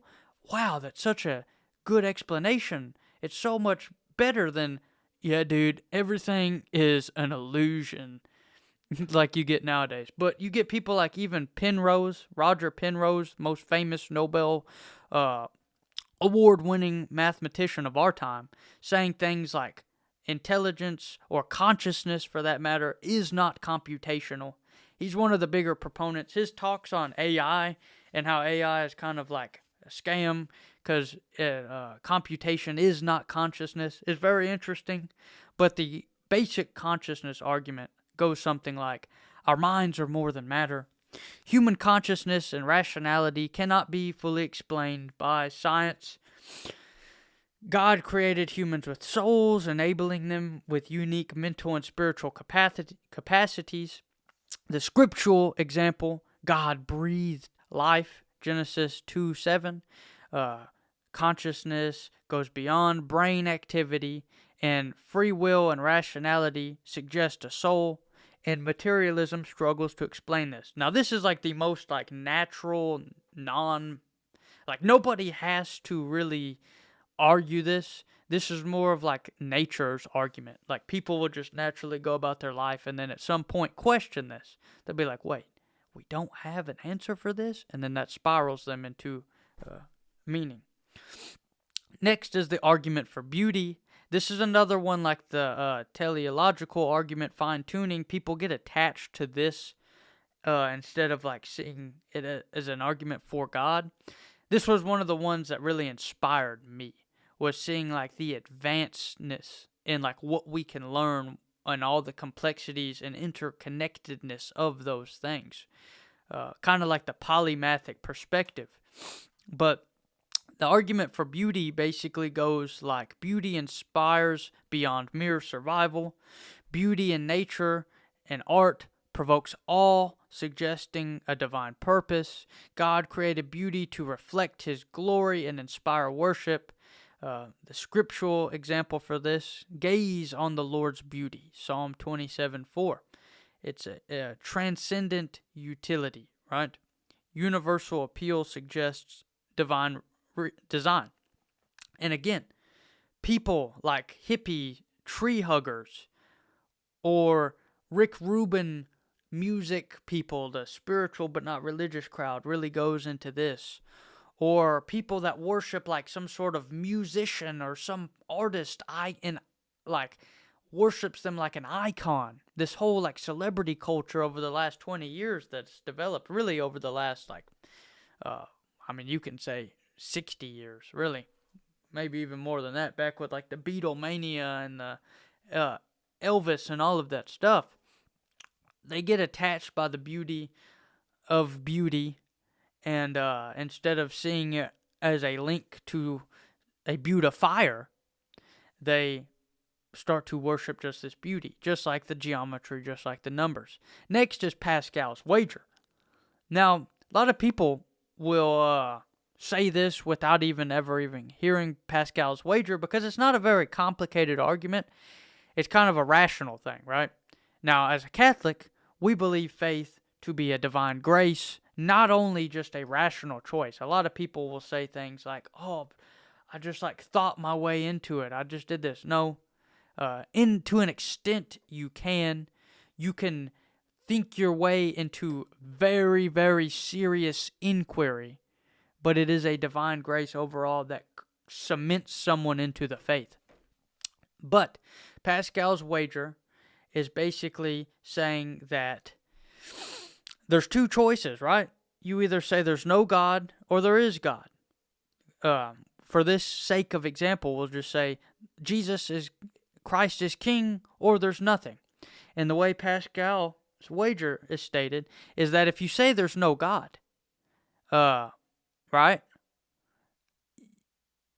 Or if you say that there's no God, but there is a God, right? Let's say the paradigm that there is a God, but you're denying him.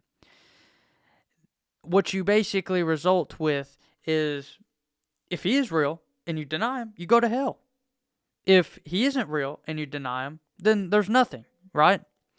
But if you are a believer, no matter what, say he's real or not, if he's real and the atheist is right, then there's still just nothing at the end of that.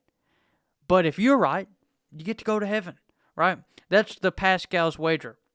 Atheist is wrong twofold. The Christian within this argument is just playing it safe. So that is Pascal's wager. Most people will bring this up a lot, even without knowing it. Next is the argument from typology. This is really one of my favorite examples of apologetics, is typology. As much as I love tag, as much as I really love the 5 ways and the analogy of being and all of these things, this is what did it for me. Whenever I was inquiring, right, I started to discover, I would get really distracted. I would find videos of these people saying that all of it is stolen myth, or that the Bible has so many contradictions, bro.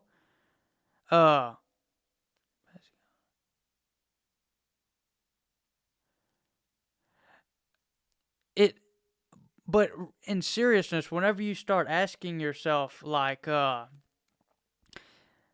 you start discovering things like Mary as the Ark of the Covenant, or we're becoming tabernacles when we take in communion, all of these things that interconnect it, you read Genesis, and you read the story of Abraham and Isaac, and then you flip to where Jesus is coming to be baptized, and St. John the Baptist says, "Behold the Lamb of God," and you see this parallel. And like you see in this image, this is that image that Jordan Peterson used, right? He used this in his speech to kind of just shake people and be like, oh wow, it really is like that. Most of these people, atheists, who say they read the Bible, they're like, yeah dude, I read the Bible 3 times. It's all crap. They'll say things like this, and then you'll bring up a story, or you'll bring up something, and don't get me wrong, there are scholars that are atheists. I'm not going to sit there and make that argument. But a lot of, the grand majority who would be faithful in the faith, if they actually had, proper introduction to these things, and it wasn't just, binge-watching myth vision level, just, pointing out, dude, did you know that Jesus was is really the sun? Did you know that Yahweh was really a storm god?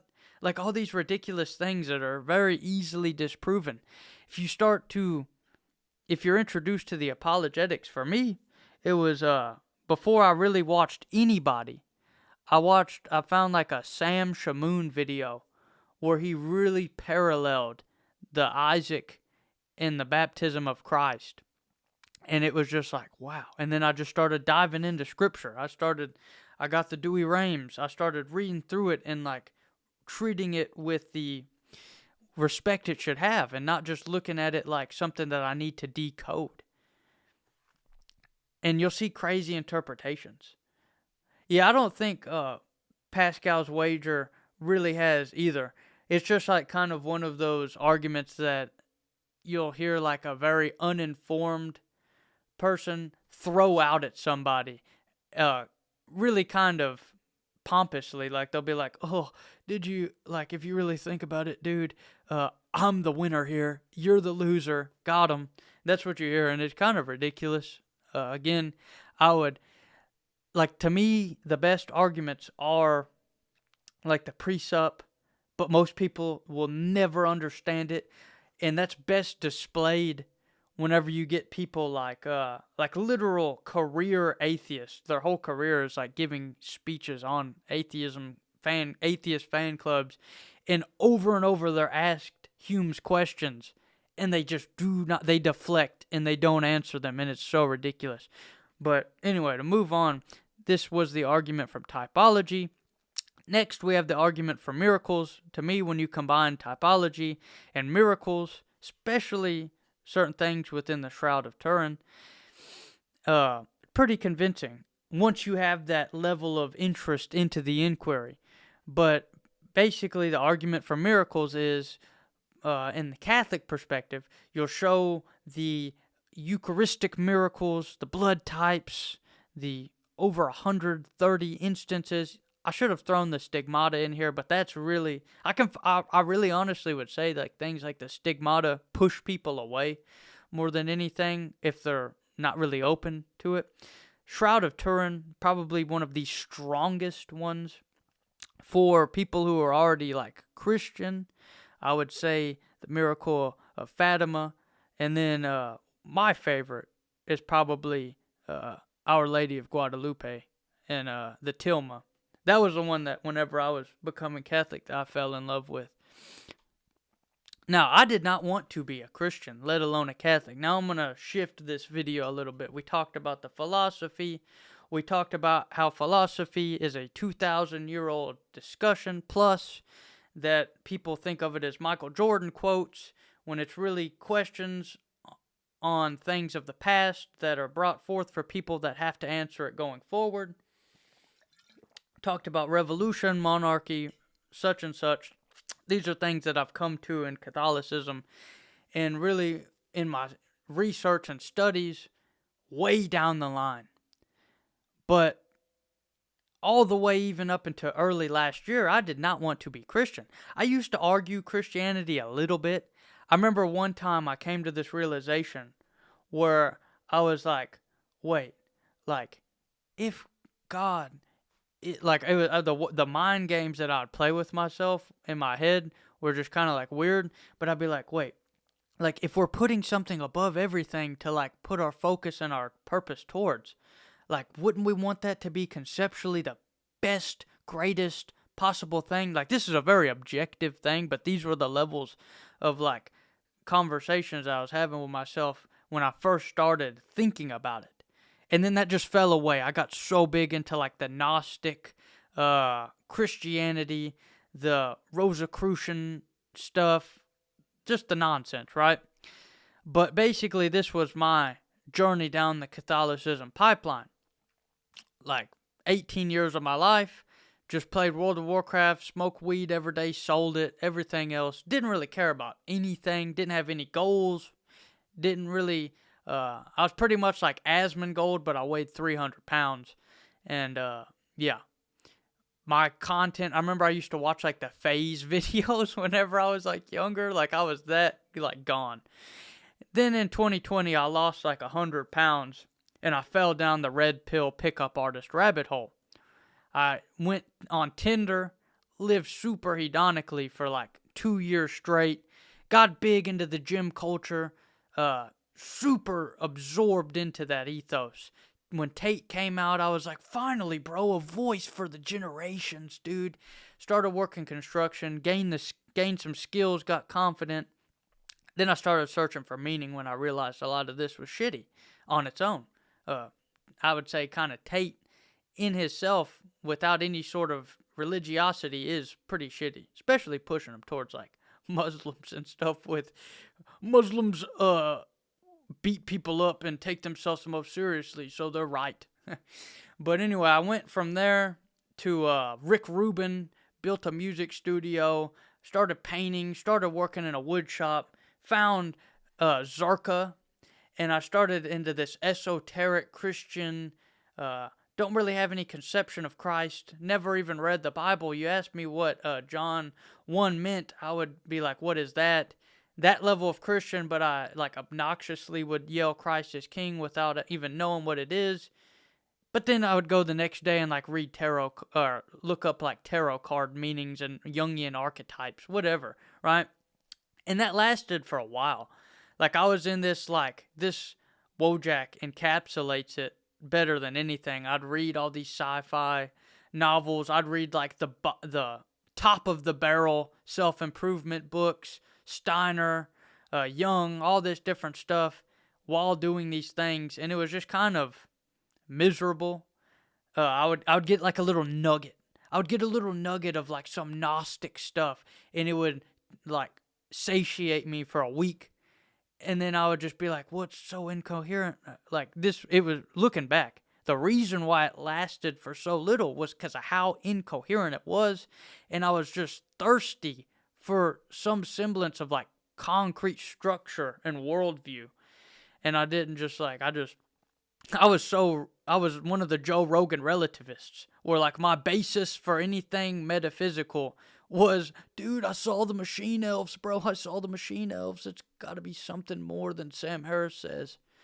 So then after that, I saw a couple Cliff Knettle debates, and he was like dogmatic enough about a like particular narrative that I was like, wait, this completely contradicts like all this like Gnostic Christianity that I'm consuming.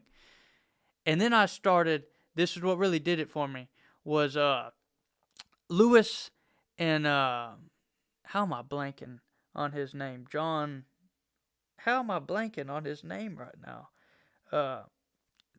He debated Dawkins and Hitchens and all these people, right? I started watching his debates, listening to Mere Christianity, and I actually opened up the Bible for the first time and started reading it, and I was like, whoa, what the hell? Like, it was like this whole world just opened up on me, and it was really just beautiful. And yeah, C.S. Lewis really just like is like the gateway drug for like truth in a sense. Whenever you get into like all of his other things with like branch theory and all that stuff, it kind of goes off. John Lennox, yeah, that's right. I can't believe I was blanking on that. But his idea of whenever he would like debate these atheists, and it was like the first time I saw like a academic side of Christianity, and it just completely crushed the Gnostic side for me. It's like what I was looking for the whole time. And from there, I started being like, okay, yeah, this sola scriptura thing is kind of silly. I found Jay Dyer. I started reading the church fathers a little bit. Started with Augustine. I read a couple of the ones that Dyer would recommend, St. Maximus, those such. I didn't really get too much into like the Eastern philosophy, but like the videos from Jay Dyer about like theosis, about what are some other ones? Just those general like actual grounded dogmatic theologies was like candy to me. I was like, holy cow. But I was still so confused. Like, imagine you go from like mega retard to like Jay Dyer explaining theosis and energies. I didn't even know analogy of being or anything. Like, I didn't know anything. And I was watching these videos at like 12 at night. And I was moving from this transition to this transition very fast, right? And this is the beautiful thing about Lewis, is throughout this whole entire journey, he's still so relevant, like the things he says. And yeah, and then reading The Lion, the Witch, and the Wardrobe, him and Tolkien. I mean, it really all was just such a big part of it. But I get into this, and I start getting a lot of this like anti-magisterium from Jay Dyer. And I kind of adopted the view. But it was like a weak enough position where like I would listen to his arguments and they were kind of built upon sand for me because I knew so little that I went back to working construction. This whole time from like this process to this process, I was working in my wood shop, building things and selling them in my business to make money, right? So I had so much time on my hands to just like listen and consume this stuff and then read. My schedule was really flexible. So I found Matt Fradd. I go back to working a construction job doing like remodeling and stuff. And I found Matt Fradd and Scott Hahn. And this whole time listening to Dyer, I was convinced that like, I didn't know anything about Catholics whatsoever. And this is kind of the insidious side of Dyer. It's like they are so dogmatically against Catholicism because this is my biggest realization. They are dogmatically against Catholicism because they realize that you can technically fit all of Catholicism into their precept argument. Like you could really direct it full stream ahead. Before they get to the energies or anything like that, you could direct it full steam ahead towards Catholicism. So they have to kind of be dogmatically against it. But anyway, I found Scott Hahn. I read Rome Sweet Home. I read a couple of his other works. I started watching his lectures. And the way he talked about Scripture just like opened the doors. Like Jay Dyer was like really analytical with his stuff, right? He gets into the weeds with the conspiracies. We talked about it earlier, technocracy, revolution, monarchy, all those things, right? And he kind of overcomplicates it, especially for someone who knows literally nothing. But it's such a complex academic view against atheists and such like that, that it's hard to kind of break yourself away from him. But whenever I found Scott Hahn, I started listening to a lot of Catholics on Matt Fradd. It pushed me into finding Christian Wagner, Bellarmine, etc. Aquinas, St. Thomas Aquinas, all these people. Just, it was like a whole world was shown to me. And then the magnitude of the church. This was one of the biggest things. I'll tell a story. I watched this Jay Dyer stream one time. You know how he does like the Twitter things. And I joined it. Because I was so dogmatic about being Orthodox.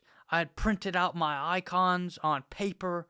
I had a little prayer corner. I was doing the LARP. But I was like, wait, this feels so wrong. Like I'm not going to any liturgy. I know nobody who shares my belief except through blue light. It was just kind of really weird. And then I asked him, I joined his call. And I was like, hey dude, the nearest Orthodox church is 4 hours away from me. Like, I kind of feel like I would want to go to, like, Vespers. I'd want to go to all these things that aren't just on Sunday. How am I going to make this work? Like, I work a full-time job. And he was like, this is literally what he said. He's like, yeah, bro, that's tough. That's kind of, like, hard. I get it. But it is what it is. And then he hung up on me. I'm just like, what the? Like, okay, bro, I guess I'm just supposed to LARP in my bedroom. And that's what a lot of these people, a lot of the ortho bros do. You see pictures. I've literally seen pictures of an ortho bro with an iPad icon of Christ. And he's like, prayed up. Or hashtag prayed. And it's like, bro, if you are not receiving, he literally told me, I asked him, I was like, so you think it would be better for me to continue non-Catholic where I could go down the street and receive sacraments? And he was like, yeah, those aren't valid, etc. He basically told me not to do that, to just like worship an icon on my iPad and not have any sort of, no experience with fellow people. It was just ridiculous. So then I found this. I started going to my parish down the street, etc. And really watching Christian Wagner, all these other Thomists explain things. I got real big into SCOTUS for a little bit. And then now I'm kind of just in this phase where I'm super self-critical about like all my other stuff because of how just much confusion. If you look at my channel, I made a lot of videos, like self-improvement videos. And it's all from like this period where these people sell you like this pyramid scheme of like you make videos and people watch it and that's your way out of the matrix. I bought into that like full stream ahead.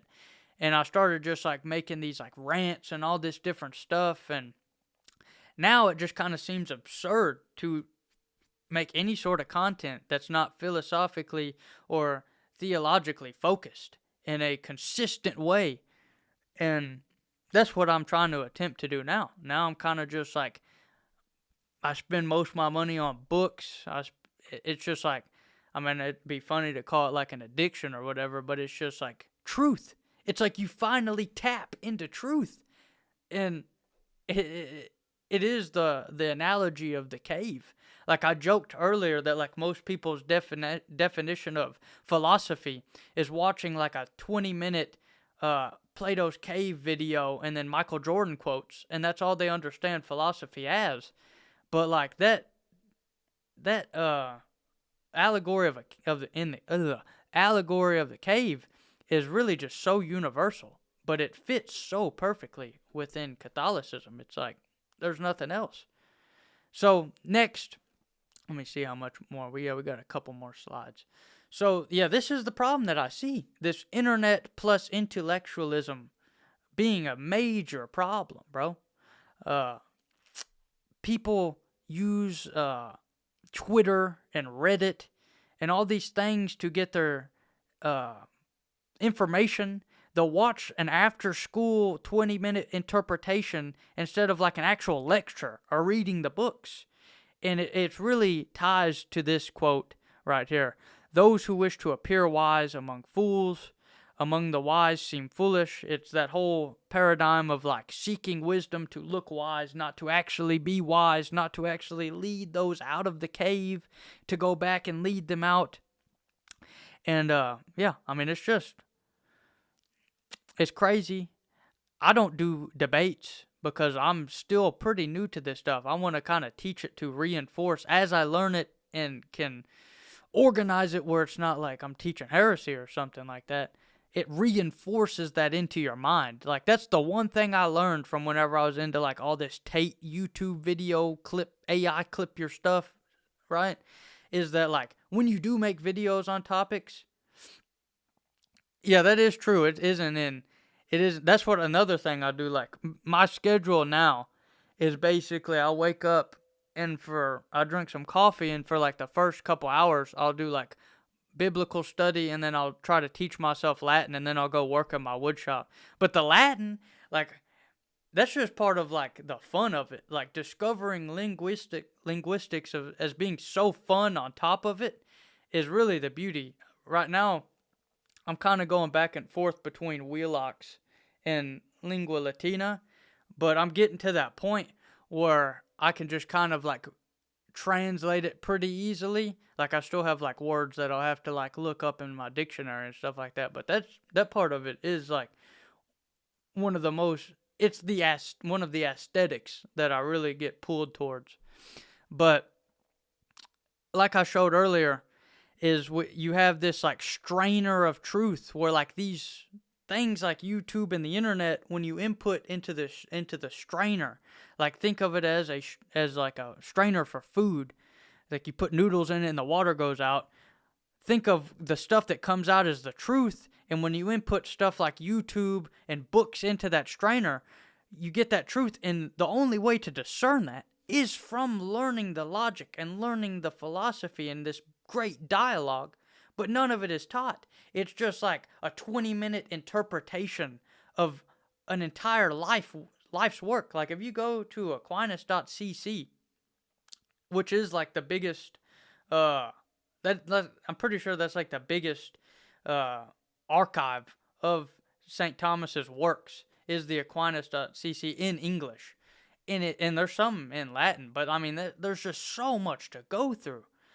But most people will never get there. That's like the saddest thing to me now, is just well, it's not really sad. It kind of gives me hope because it gives me direction into what I want to learn and push back or teach back. But you see it when in the debates. Like you watch like a Jay Dyer debate or one of the Thomists debate somebody online, and it's so aggravating because it's not like we're sitting there, like they try to make it seem like it's like a dualistic thing, like, oh, you think you have truth, I think I have truth. It's like, no, you are not understanding our position. Like if you presup somebody, they just literally do not understand it. Like they can't understand. We're not telling you that you can't think these things. We're asking you to prove us how you know they're true. And it is just so funny. And the amount of people who get into this, and it's just like you'll give them the longest argument, like all those, it was like 15 something arguments I went through, right? You'll give them like the best one out of all of them, and then they'll just be like, yeah, but how could you tell me that like God said that you could have a slave? And it's like, what are you talking about, bro? How are you interpreting this? Like, answer me that. And it's just an endless, just like, it just goes on and on forever, and it's just frustrating. Like right here, like nuggets versus whole books. This Plato's after school nugget. I found out about the allegory of the cave like 2 years ago from the Chris Williamson podcast when I was watching, and it was like a business guru. They were talking about it like business guru, like in Tate speak. They were basically saying like he gave like a really basic story of the cave, and he's like, yeah, bro, like we've gotten to the outside, and that's what we're trying to do is go back inside and just tell them you're in the Matrix, bro. You can make so much money. And it's like, it don't put me into despair, but it just like, it's very humorous looking back. But the amount of people who buy into this is wild. It's worldview warfare. And also another thing, the intellectualism, even saying that idea is seen as like cringe and gay now. Any sort of interest in classics, in liberal arts, the trivium or the quadrivium, philosophy, such and such and such. I don't know a single person in my real life friend group that I went to school with that cares about that. They care about like Playboy Cardi. It's insane. And they're not stupid either. It's the amount of just like propaganda that is fed. But yeah, to wrap this up, really, you have these ideas where it's just, you have the choice. It is very hard to sit down and get into these books. I started reading, if anybody, or if anybody's watching this video and hasn't read the essay, Munson's essay, it's basically like the precept gospel, and you have to go to like the Orthodox people to find it. I'm trying to remember, it's the contingency, something. Hold on, let me go grab it real quick, and then I'll give it to you.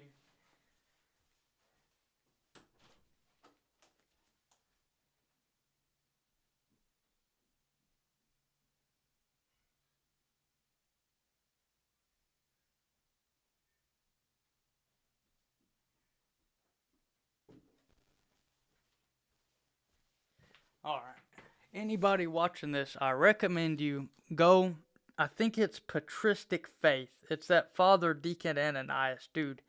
But go to his website and look for The Contingency of Knowledge in Revelatory Theism by R.M. Mannion. This is like an amazing essay on the precept stuff. It gets a little preachy on like the anti-Thomism in there, but like overall to understand the precept and all of that, it really puts it all together.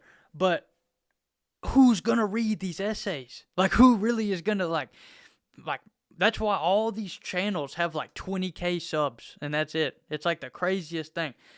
Kai Cenat in one stream will pull like 5 times the subs of these channels. I mean, they're very niche, tight, strong communities. But at the same time, It is like an absurdity. But one thing I would suggest, if anybody's watching this back or right now, and you're like struggling to get into the books, you got to start small. Like I remember whenever I was reading like how to win friends and influence people, or one book I read whenever I started reading, because I never read, I just played World of Warcraft for like 18 years, was just what was that book? Millionaire Fast Lane, Digital Minimalism, all these self-help books. That's a phase that you should avoid. You don't really gain anything from those books. They kind of just like really push that secular thing where if you just got into like a couple manuals on asceticism, you would literally slingshot forward. But you got to go through this whole rigmarole of all of this journey, it seems like, to really get there whenever you're finding your information online. But quickly, if you're wanting to get into like reading these things, I would suggest like super simple stuff. Read Lewis. Read the Narnia series. Like that literally was made for children and is one of the easiest and quickest reads. I think the first book in the Narnia series is like, what is it? Like 100 and something pages. Like it goes really quick. Start there. Read The Hobbit. I remember whenever I didn't read and I was like straight retard mode, like 9th grade or high school or something, I went to ISS. And one of my friends who did read gave me The Hobbit. Never read. I didn't read. That was like literally the first book I read since 3rd grade. That's how crazy this is. I picked that book up. I read the whole thing in that one ISS session. It was one of those instances, especially in like the novels, you get this, where you just get sucked in and you just start like transcribing it into like the visuals in your mind, just like something beautiful. And that's why you should start with like those fiction books. Pick up some small stuff, and then that's how you want to do it. You want to kind of make it fun, and then once you get later on, then you can get into like the really complicated stuff in English. I'd say, well, really a natural progression would be like Lewis, a little bit of Tolkien, maybe once you get through that, get into Lord of the Rings, because that is a little bit more complicated, I would say. And just go from there. Then next, I see we're met with these two paradigms with all of this stuff. Once I've taught worldviews in this, I've taught different arguments for God and different ways to do apologetics in that sense. I taught the importance of philosophy for discerning these different things. And you're kind of met with two archetypes to go into, right? We have this monk-like way or the way of the knight. Now, you see the monk tradition as like the intellectual tradition, right? We see the monastics, the towns forming around the monasteries, them being the advancements in all of these academic things, science, medicine, philosophy, theology, etc., the bookworms. Then you see the knights of the Crusades going out and evangelizing the world, whether it be through the Crusades or through the Inquisition, actually boots on the ground, showing these people with the priests behind them, showing the people the way, right? Kind of like that movie, The Mission. But this is the biggest question. Should we write the world off? Like you see the Orthodox have this statement, death to the world, right? Should we write it off or should we combat evil? We're told to be in the world but not of it. Body and soul. We're not Gnostics. Modernity, right? This is why I really want to make this point, likes to romanticize the monastic life, and it really is a divergence from that like whole afraid to leave your bedroom type mentality. And you kind of break that once you get into the church. Like whenever you actually say none of your family is Catholic and you're forced to go to the parish by yourself, meet the people, build the relationships, right? You kind of break that a little bit. I broke that whenever I was in like that Tate phase. Yeah, that is true. Like they really were. But then you get into like the crazy lore of it, or you get into like demole and all of that type of stuff later on. The Templar are pretty interesting, and that's kind of the approach that we are going for, or at least what I'm kind of advocating for here, is like both.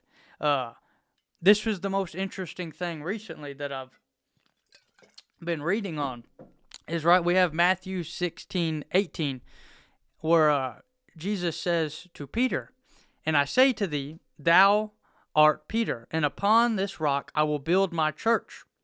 And this is what we have right here. "And the gates of hell shall not prevail against it." Now, this word gates is very interesting with this. Like this plus Matthew 28:19-20 is kind of our call to evangelize. But this is our concrete confirmation that we will. In the Greek, it translates to gate or portal, right?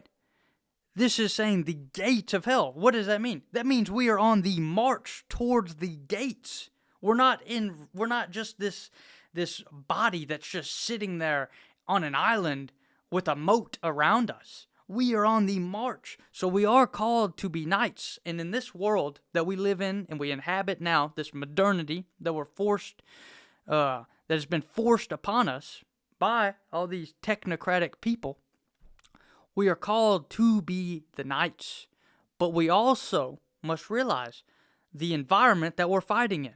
We're not fighting with swords, like a lot of people can get into the LARP, and that's another, I don't want to get super opinionated, but that's another critique of like the Orthodox, is like the call to aesthetics, the love of the aesthetics of the liturgy over the actual essence of it. But that's a whole other talk for itself. But we are called to push forward. And in this way, to do this, we have to have kind of like that confidence. We have to have the ability to leave our bedroom, per se, like a lot of people tell just in every like self-help corner nowadays. But we must arm ourselves with the mind of the monk. We have to remember that St. Paul in the books of Acts, specifically, if I can recall, Acts 17, constantly debated in the synagogues. Constantly, day and night. He would debate all over. And that our Lord hated sin, right? Push with a whip. I mean, flipping tables over and everything. We're not supposed, this is like the beauty of Catholicism to me, is like in all of the like Protestant circles I was finding, the Cliff Knettle, the little relativist, oh dude, your interpretation, what does he say? I think I saw something where he's like, your interpretation of my interpretation, how do we know they're right? We don't. We'll have to wait till the end. That's literally like what came out of his mouth when he was asked about this stuff. No. We know our interpretation. We know our Lord Jesus Christ was not some hippie. We know he didn't go to India and came back. We know he didn't come back speaking some Hindu language, preaching peace, right? No, he came flipping tables, calling people dogs whenever they acted in this malicious way, this sinful way.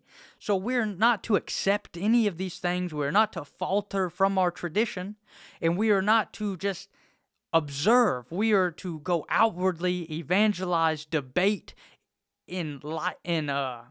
educate people. Educate them on how to think. I know this is crazy. Like whenever you're in this like revolutionary mindset that so many of these nihilists are in, when you're in this mindset of like, oh, liberty, nothing matters except for like my autonomy, bro. Nothing matters except for this. It's like, you are wrong. Like we are supposed to say that. Like, you do not know how to think. I will show you how to think. They'll get like really upset about this, but we are marching forward. This is the most important thing to understand about this whole video. Is from the beginning, I showed how to understand philosophy, how to view it. Again, all the arguments, I'm not an expert in any particular of those arguments. I'm still new to this. So all the ones that I presented, you can find ad nauseum way better explanations of them. Whichever one you kind of latch onto, and it's the most sensible towards you or the most natural towards you. Now there are some more wrong than others. You pointed out in the comments, the Pascal's wager probably wouldn't like attach my whole apologetic view towards Pascal's wager. But if your whole thing is like some sort of like teleological argument, and that's your modus operandi of how you want to go forward with this, or if you're the precept guy, this is where it kind of gets down to be subjective. Like, this part is subjective. Like, there is, in essence, an answer to which one will provide the most. I hear a lot of, but the precepts, I hear a lot of atheists who try to, like, tear the precept stuff apart. They just don't understand it. They really just don't understand it. So if that's what you choose, which is kind of what I've based my whole approach, and it's kind of a unique view. Like, what I'll kind of do is I'll do the precept if they can understand it, and then I will move that forward into some form of natural theology to kind of build some walls around it. And then I will really just hammer home typology. I will hammer home the necessary, like, I think we're better at precepting than Orthodox. Like, we have the magisterium. They don't have that. They really don't have that. They might say they have the Holy Spirit. They might say that they have the Logos. We have those, but they do not have the magisterium. They do not have the power to call councils. They do not have any of this stuff. And they might do like little quips, little objections here and there. They might try to pull apart doctrine. Oh, dude, what about the Council of Vienna? What about Vatican II? What about this and the Muslims and this and that? And it's like, okay, bro, but that still doesn't, as much as you hate it, your arguments point towards our church in the same way as you think they point towards yours. And we also have so much more. We have the magnitude of the church, the biggest Christian body on the planet. And I know that is a bad argument in itself, but it does hold weight. If I can go just about anywhere and receive sacraments, that kind of holds some punching power, right? If you are under Muslim rule while we were evangelizing the entire modern world, that kind of does hold some punching power. But none of these things are brought up. It's always they get too deep into the weeds of philosophy. It's beautiful that they've put philosophy at the forefront of the starting grounds by combating these atheists. The whole new atheist movement was 10 plus years of straw man after straw man. No, dude, you don't know this because this is ridiculous. My sense data tells me that this is ridiculous. How is your sense data justified or reliable, bro? That is amazing. That is really beautiful to see. I love it. But, yeah. So that's really all. That's this stream. I think the next stream, I'm either going to do one of two things. The next video or stream is going to be like a deep dive into the precept as a Catholic. How can we do that as a Catholic? How can we not contradict ourselves while using precept? How can we, how is analogy of being better than the essence energies within precept? I want to really tackle that. I want to do a little bit, can you precept and then do natural theology? Does it contradict itself? I'll probably touch on that. And then I've been, every single time I get a video idea or I find like a nugget in one of these books that I really find interesting, I write it on a note card, I fold it up, and I throw it in a paper bag. And I've been doing that for about like 2 weeks, so I have like a whole pile of these note cards. And basically, for this video, what I did is I drew like 5 of those note cards, and I found how they like orchestrate together, and that's what I did. And yeah, that's that. Anybody that's new to my channel, basically my whole thing, I usually have my webcam on, right?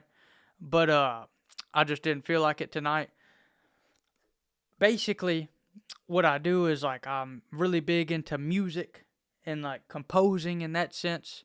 I'm real big into like oil painting and real big into like woodworking and like carving and all that stuff. And I try to like weave the interconnected, like that whole beauty argument from beauty. I kind of weave all of those things together, or try to at least, and then try to as a cherry and icing on top, show how they all point towards Christ, in particular, the Catholic Church, and etc. So that's this channel. Probably won't be streaming tomorrow because we got a big old like event going on in my church for the graduates of this year in town. So yeah, but I'll probably maybe be Monday. Depends on what I got planned. But anyway, y'all have a good one. I'm gonna head out and